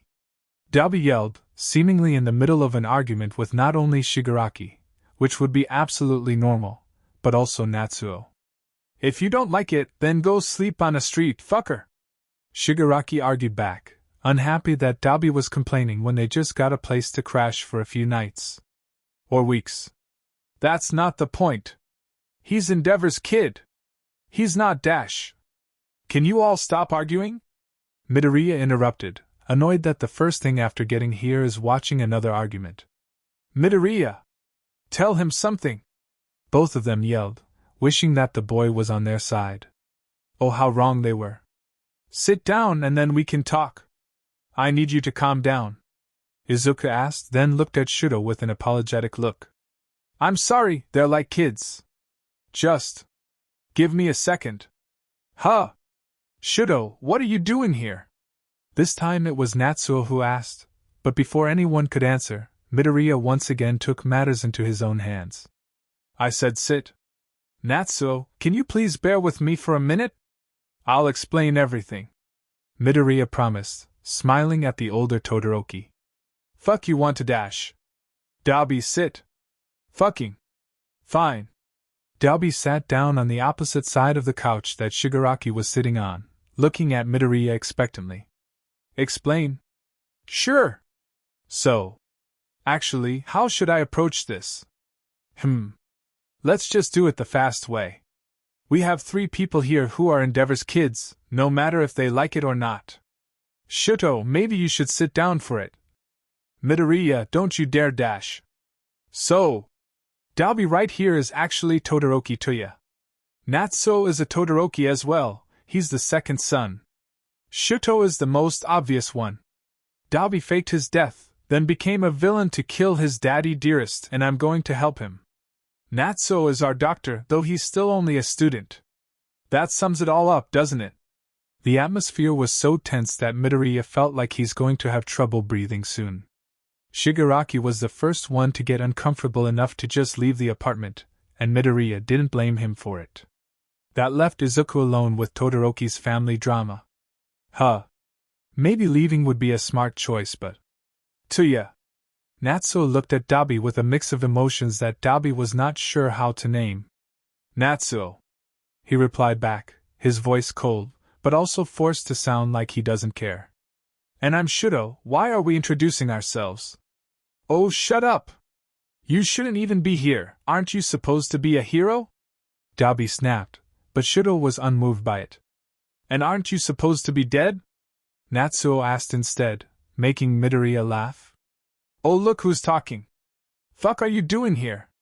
Daddy dearest didn't teach you that you shouldn't help villains? I can't believe you. You pretend to be dead and now you're mad at me that I help villains? I did it to help people like you. To maybe find you. Who asked you for that? Oh yeah sure, yell at me for caring, Tuya. Don't call me that, fucker. I'm not Tuya anymore, I want nothing to do with Endeavor, you fucking Todoroki. For your information, I'm not a Todoroki as well. I took Mom's name. Good for you. That doesn't make me hate you any less. Sure. Natsuo looked at Dabi in silence for a while, then without any warning, he ran towards him and embraced him in a strong hug. You shithead, I hate you so much. Whoa, pump the hate brakes, Fox and friends, and get the fuck away from me. Not touching, Dabi said with disgust, his hands as far away as possible from Natsuo. But not for long, because once Shuto realized that his brothers were done with yelling, he also came closer to them. ᴂᴅ, I didn't know you before, but I'm happy you're not dead. Shuto hugged both of them for a second, then took a step back. He wasn't a big fan of affection, not used to it even in the slightest. You look like Springtrap. No. Shuto, no, not again, please don't do it, you don't know W-. Natsuo tried to stop it, but there was a smile on Dabi's face. Oh my god! You're a FNAF kid. I can't believe it, please tell me you explained the whole lore to Natsuo. I did, but he is not good at this. He always messes up the bite of 87 with the bite of 83, I know, he never understood it. It was like explaining it to a wall. He even called it the bite of 85 once. I hate you. I hate you both. I hate you too, Midoriya, it's all your fault. Natsuo complained, memories of his brothers explaining a stupid game to him coming back to him. The first time it happened was with ᴂᴅ, when ᴂᴅ was 11 and just discovered it. After this, Natsuo's nights were filled with nightmares, after all he was only 7 at the time. When ᴂᴅ died, Natsuo thought that with it he won't have to hear about the game ever again. But then it all started again when Shuto was 12. It was terrifying how similar Shuto and ᴂᴅ were. What do I have to do with it? Don't blame me, Natsuo. Midoriya was quick to argue back, but there was nothing aside from happiness in his voice. He knew that getting back the family together was a good idea. Or at least he hoped so, because for all the time they were talking, he was holding a fire extinguisher. Just in case. Oh, Midoriya, I forgot you're here. Shuto looked at the green-haired boy surprised. Right. Have you ever noticed that Midoriya's bunny mask looks like Springtrap? The first time I saw him, I thought he's doing a poorly made cosplay. Oh my god, you're right. Ha, I knew it felt familiar. I like you, kid. Dabi nodded in approval, laughing at the discovery. I hate you. This time it was Midoriya's time to show his dislike for brothers here. Maybe it wasn't such a bad idea after all. It's gonna be so much fun. Daddy Dearest will be so mad when he realizes 3 of his children are villains. I like it. Dabi smiled, and Natsuo swore that in this exact moment, he felt like he was 7 again and laughing with ᴂᴅ. It was nice. Fuyumi is going to be furious once she realizes what is happening, Natsuo said, ruining the mood slightly just because he felt like there were too many emotions here. Don't tell her. Fuyumi would kill him for real if she knew. Shuto added, fully aware that their sister would be even scarier than villains if she knew what Dabi did. Speaking about villains. Wasn't there this other guy here? Shigaraki? Shouldn't you talk with him? He asked, realization dawning on Natsuo the second he heard it. I forgot about it. He's probably so mad. I don't know if I can look him in the eyes. Don't worry, he's going to forgive you, Natsuo. Midoriya showed him thumbs up, smiling widely. Though you may want to hide precious things. The last time I argued with him, he destroyed my edge-shot figurine. I'm dead. Oh, I'm so dead. Oh, so you lived? I called you, but you didn't respond. Midoriya looked up at Natsuo shocked. After all, it was 3 hours since he left the apartment to find Shigaraki and explain the whole situation. He decayed my phone. Ah, that explained it. Is that blood? Dabi asked, amused that it ended up in a fight. Midoriya slipped him a 1,000 yen banknote. He yelled, I yelled back. He hit me, I hit him. Then we fought. Then we got tired and talked. Then he hit me again, but all in all, we cool now. But I sleep on the couch. Isn't this your apartment? It is. Huh. Could have been worse. Right. So, can you explain why ᴅᴏ is sleeping on the floor and why you're drawing on his face? I can. But I won't. Dabi smiled, going back to drawing dicks on his youngest brother's face.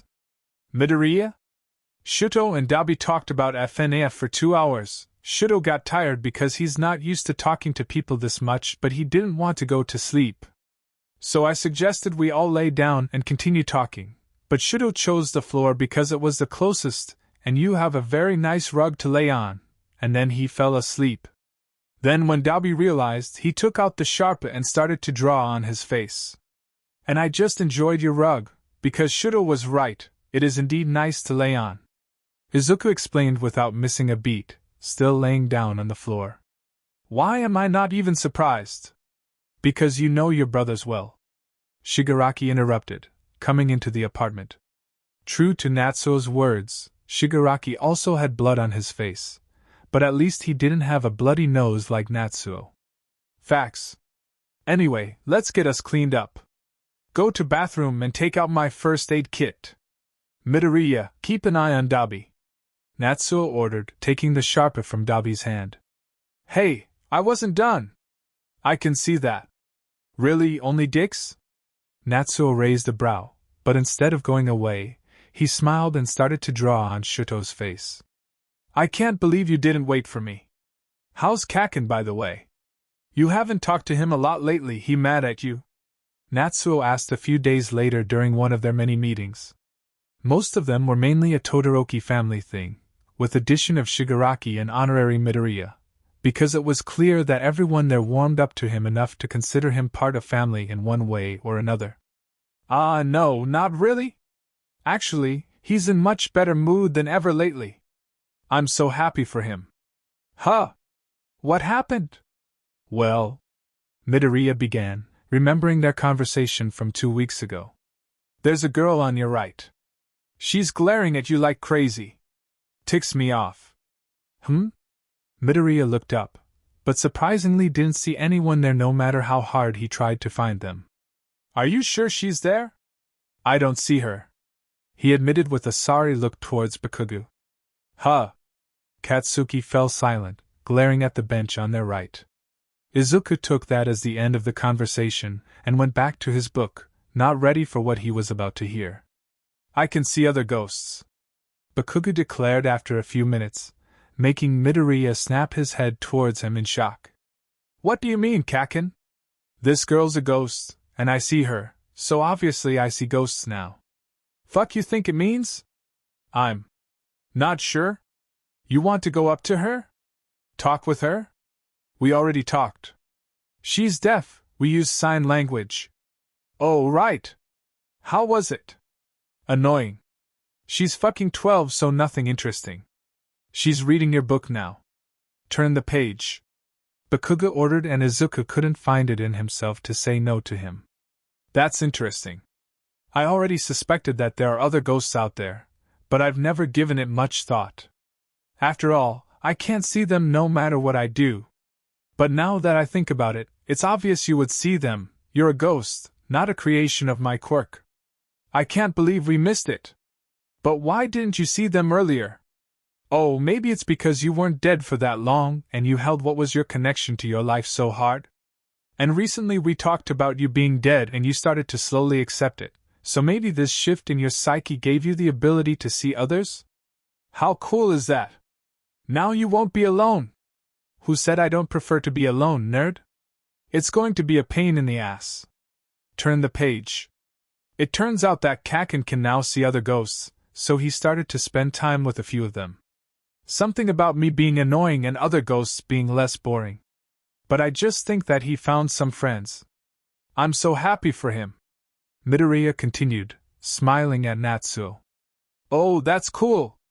I never thought about it, but it seemed weird that Kacchan is always alone when so many people are dying. Well, at least now you'll get more privacy. Natsuo smiled back, then turned around to watch the game Shigaraki was playing on his Nintendo.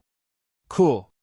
Now you don't need to worry about him, added Shigaraki, and Izuku knew it was the best he could get from him to admit that he was happy for them both as well. Who is Kacchan? ᴅᴏ furrowed his brows, not understanding anything out of what they were talking about. "Oh right! I never explained to you my quirk, I'm so sorry ᴅᴇ." Midoriya bowed slightly before continuing. "My quirk lets me see ghosts of people that I saw dying, though lately I discovered I can become a ghost myself as well. Or at least detach my soul from my body? I don't understand it yet. And Kacchan is my best friend who died a year and 4 months ago. He's really amazing." "I understand. So that's why you sometimes talk to yourself?" "No, he's just crazy like that. He really is talking to himself most of the time." ᴘᴚ laughed, earning a hit on the shoulder from Natsuo. "Ah, well, that's true that I talk a lot to myself, but I also talk to Kacchan a lot, so that evens it out." "Cool. Can I talk to Kacchan someday? I'd like to meet him." "I don't think that's possible, he's a ghost after all, and without my quirk it sounds impossible." Midoriya sighed, giving ᴅᴇ an apologetic look. "Such a shame. I thought that maybe if you can detach your soul, maybe you could detach others as well. Or maybe attach his to someone's body? That'd be cool." ᴅᴇ sighed, unhappy that he won't be able to meet this so-called best friend of Izuku. He wanted to know who Midoriya likes. After all, this Kacchan person was a few levels above him in Midoriya's hierarchy of friends, and ᴅᴇ didn't want to lose. "That's an amazing idea, ᴅᴇ. I can't believe I didn't think of it." Midoriya instantly took out his notebook and began to write in it, already planning out his possibilities about it. "Though who could I use it on?" "You can try it on me," ᴅᴇ proposed, curious about how it would feel to be a ghost. "ᴅᴇ, no!" Natsuo yelled at the same time that ᴘᴚ yelled. "ᴅᴇ, yes!" Shigaraki only laughed, amused at the thought of Midoriya experimenting on the teen. "That's going to be an amazing weekend, he just can't wait for it." "Are you sure this is a good idea? Do you want me to be honest or nice?" "You know what, don't answer me." Natsuo sighed, looking at Midoriya and ᴅᴇ sitting on the floor in his living room. It was barely an hour after they came up with the idea of testing Izuku's quirk, both of them impatient. It would have taken even less if only Katsuki showed up earlier. "This is going to be so much fun. Let's kill Icy Hot." Katsuki grinned, excited at the idea of making Todoroki die, even for a few minutes. They still didn't know how safe it was, and that's exactly why they decided on the time limit. Once 10 minutes pass, Izuku needs to instantly make ᴅᴇ go back to his original state. Natsuo, of course, will be there in case any of them will need medical help. On the other hand, ᴘᴚ and Shigaraki are there just to watch. Shigaraki is mostly interested in how Izuku's quirk can work. After all, it would be really useful if he was able to detach others' souls from their bodies. ᴘᴚ just wanted to see his younger brother die, even if only for a few minutes. "I can't see the strings if I'm not in my ghost state, so I'll need to become a ghost myself if I want to make you one as well. From my experiments with Kacchan, we decided that I can do it either when I'm under strong emotions or I'm in a clear mind, for example, when I'm meditating. So now I need you all to be quiet. ᴅᴇ, it would be good if you did it with me, maybe it'll help." Izuku explained, then looked around the room. "Any questions? How does you becoming a ghost work?" "Basically, I just detach my soul from my body by cutting a string that connects the both. Then when I want to go back, I just connect the string again. From what me and Kacchan observed, when I'm in a ghost state, my body just looks like it's sleeping, so no need to worry. But since you're a doctor, you can see if it's acting any weird. I can't touch my body when I'm a ghost." "Okay. We can do it. I'll watch over both of you, but remember what you promised. 10 minutes. We don't know enough about your quirk and I don't want my brother or you dead. Got it?" Natsuo looked Midoriya into eyes, and it was clear how much he worried over both of them. It was really sweet, something that Izuku didn't really get to experience from anyone else. Because even though Natsuo worried, he still trusted both of them enough to let them do what they wanted, unlike Izuku's overprotective mother.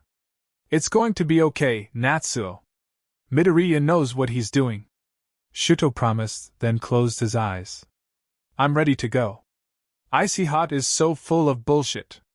He really trusts you too much. Bakugou rolled his eyes, sitting down on a couch right next to Shigaraki and Dabi. Even though either of them could see him, he just knew that all three of them had the same amount of fun watching this.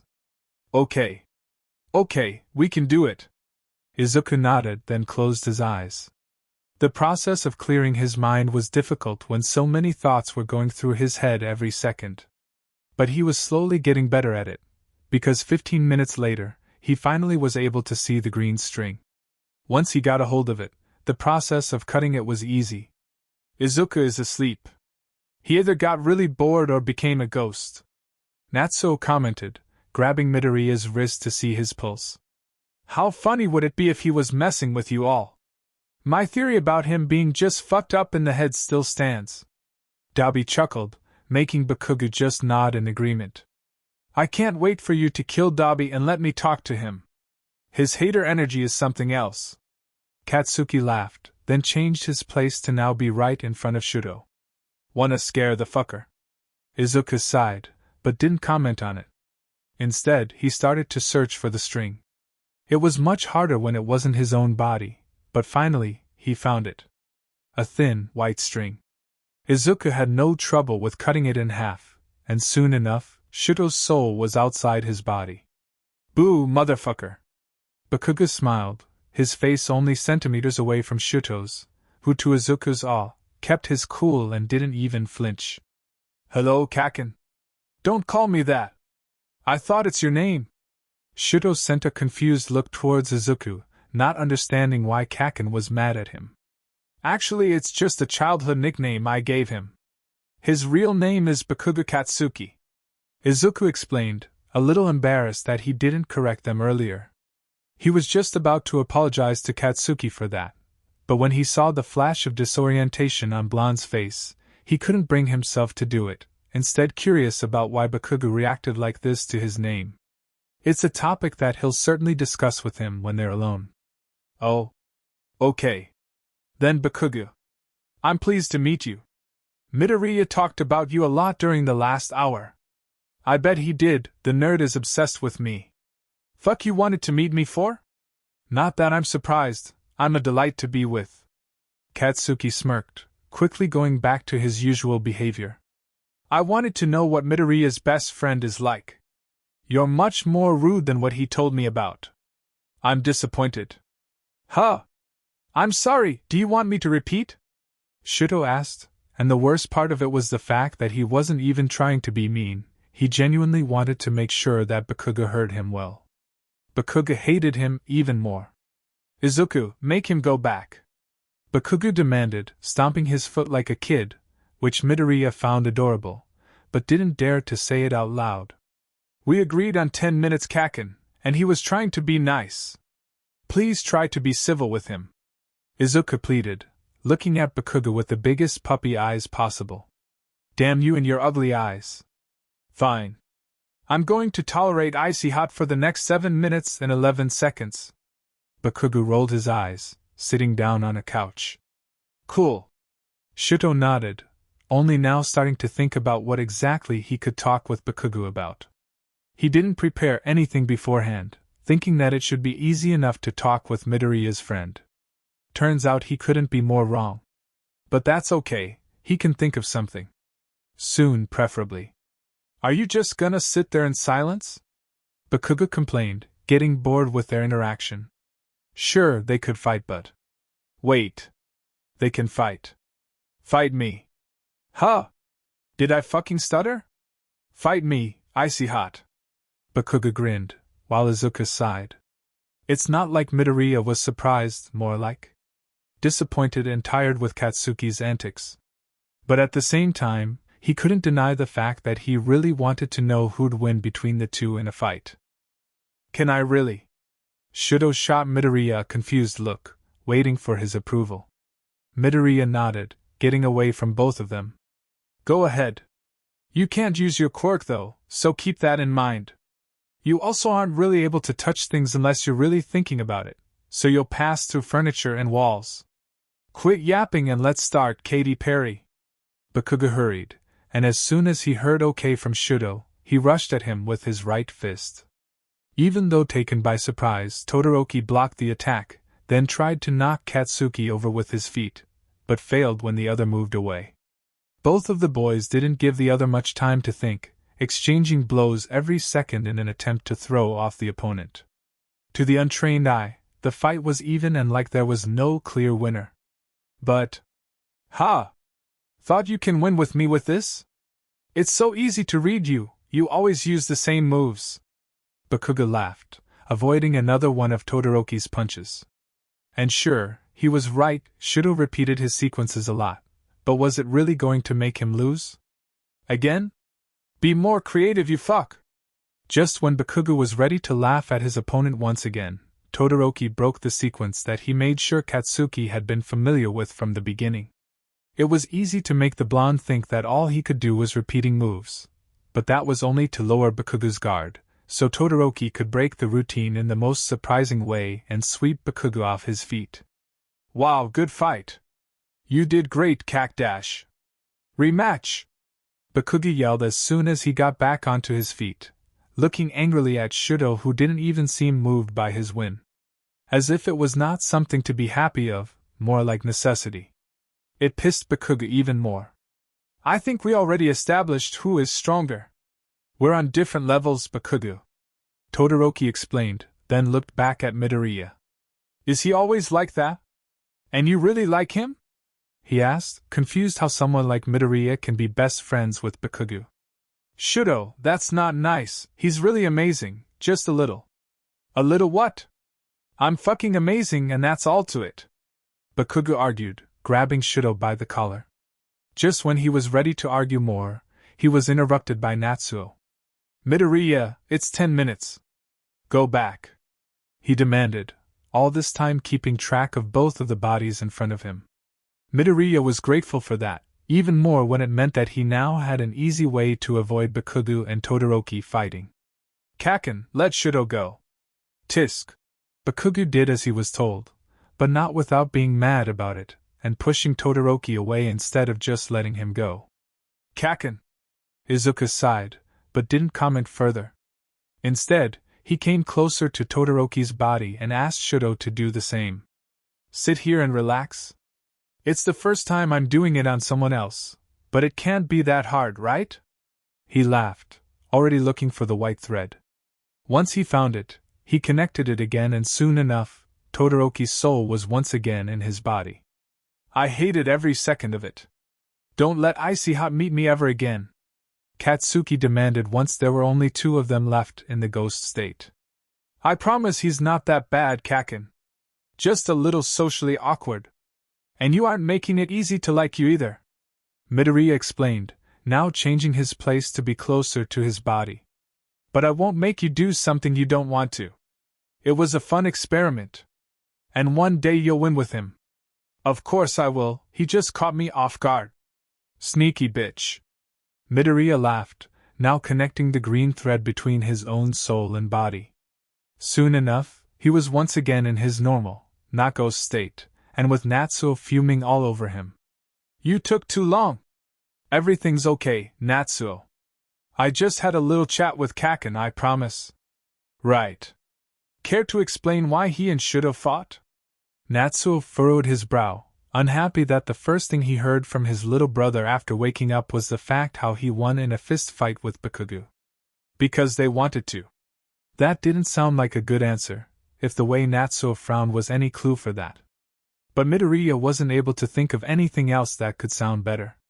Oh, did you win? Did you win? Dabi asked, suddenly interested. And it's not like anyone here was surprised. Of course I did. Shuto assured, making Dabi nod in approval. Shame. I thought Bakugou would win that. Shigaraki clicked his tongue, slightly disappointed by this information. I'm going to kill them all. Katsuki threatened, while Izuku tried his best to keep up with everyone's comments. But it was hard, when suddenly he felt so tired and everything was starting to blur. Bakugou was really not what I expected. He was much more mean than in Midoriya's stories. I always knew he was a brat. He's what, 14? Oh, so that's why he looked so young. Midoriya? Izuku? What's happening? Izuku. Is he okay, Natsuo? It's probably just the side effects of using his quirk on another person. Or it's because of the all-nighters he pulls off, dumb fuck. Dabi argued, poking Midoriya on the cheek. The teen was now unconscious, but breathing, and if we ignored the fact that he fainted just now, he would look like he's just sleeping. Or was, because when Dabi was poking him for the 100th time, Midoriya slowly opened his eyes. I'm fine, he promised, making an attempt to sit up but was quickly stopped by a hand pushing him back down. Don't. Just lay. Boss's orders. Shigaraki looked Izuku into eyes, and this alone made the teen agree to not fight. How do you feel, Midoriya? Natsuo asked, his hand going towards Izuku's wrist to once again check his pulse. Here, drink this. The youngest of Todoroki's siblings handed Midoriya a glass of water, watching the other closely to see if he wasn't lying about being okay. It's not like Shudo could judge him, not when he himself was so used to fainting when his quirk got the better of him. Thank you, but really I'm okay. I just never used my quirk on anyone else. I promise I'm fine, don't worry. Midoriya smiled at his companions, looking at Shigaraki to get approval to finally move. Once he got it, he slowly sat up and took the glass from Shudo. You don't look okay, Midoriya. You're pale. Dabi said you're not sleeping well, is that true? At your age, it's important to sleep at least 8 hours a day, especially when you're working in this field of work. You need to be careful. Natsuo scolded, like a true doctor-to-be. I'm fine. I just had to work more lately. I'm helping Shudo with getting ready for provisional exams, and I had to do notes on few more heroes, and exams are also coming up soon. Oh, and there's this new game that I was playing with Shigaraki and I wanted to help Dabi with his flames and also with Shigaraki Dash. Whoa, that's way more than you should be doing. You need to work less. Everyone can do just fine without your help, Midoriya. And I'm not saying you're not needed here, you're very much needed and wanted here, but I need you to stop putting others above yourself. Natsuo explained, while looking at Shigaraki scoldingly. And you need to make sure of that, Tamura. You spend the most time with him, so pay more attention. He can take care of himself. Shigaraki clicked his tongue, but there was no real bite in it, as he thought about the way Midoriya really was overworking himself lately. Now it's clear that maybe they all should pay more attention to the teen. He clearly cannot do it, and you all know it. From now on, you get 8 hours of sleep, Midoriya. Natsuo looked back at a green-haired teen, who was now looking down with a guilty expression. Yes, Natsuo. I'm sorry for worrying you all. I'm going to do better. Izuku promised, only after a few seconds finally caught up to what exactly he heard earlier. Wait, did you call him Tamura? What? Haha, no, you must have misheard. Natsuo quickly denied, pushing the glass of water towards Midoriya's face. Drink and don't talk, you need rest. I'm pretty sure you said Tamura, brother. Shuto cut in, earning a hit on his shoulder by it. Shut up. Isn't it normal for a doctor to be familiar with his patient? I need to make sure he feels comfortable. You can't bullshit your way through this, Natsuo. Just admit you're BFFs with him. Dabi laughed, making Natsuo wish that he had a quirk so he'd be able to shut him up. Dabi, shut up. Natsuo can call me that, I don't mind. Shigaraki approved, trying to make it seem like it was the first time that it happened, and not a daily occurrence between them. Not fair! I want to call you by your name too! Izuku complained, more jealous by the fact that Natsuo got to do it first, even though Midoriya knew League's boss longer. Oh. You can do it too, Midoriya! Shigaraki nodded, ruffling Izuku's hair in the process. It was easy to fall into this sibling-like relationship with the green-haired teen, especially when Midoriya was the first one to not be scared of his touch. Sure, right now Shigaraki was wearing artist's gloves for protection, but he'll never forget how only 2 weeks into knowing each other, Izuku was all over him, touching his hands like it was safe, while talking his ear off about all of the possibilities with his quirk. Shigaraki felt that weird, warm feeling inside of him, that at first made him want to kill Midoriya, but now he knew that he wouldn't be able to hurt the teen. Sweet! Thank you, Tamura. You can call me Izuku then. Midoriya smiled, while Shigaraki just rolled his eyes and went back to his Nintendo, showing that the conversation was over for him. I want to call you by name too. It's only natural when you call me by mine. Shuto cut in once again gaining something from his brother's misery. Sure. All of you can call me Izuku, thank you. Midoriya felt his cheek hurt from how much he was smiling now, but he couldn't help but feel happy about finally having friends close enough that they'd call him by his given name. Sure, there was Kacchan, but it was different between them. Speak of the devil. Izuku looked around the room in search of his friend, finding him standing a few meters away from them. Once they made eye contact, Midoriya finally felt a weight off his shoulders. Don't look at me like that, nerd. You're so stupid for making it happen. I'm gonna drag your ass to sleep at 8 p.m. from now. Katsuki threatened, hiding hands in his pockets. I'm out of here. Your circus trope will take care of your stupid ass. Sure, Kacchan. Izuku nodded, waving to him before laying down on the couch once again. Hey, does that mean that today I can choose the movie we'll be watching?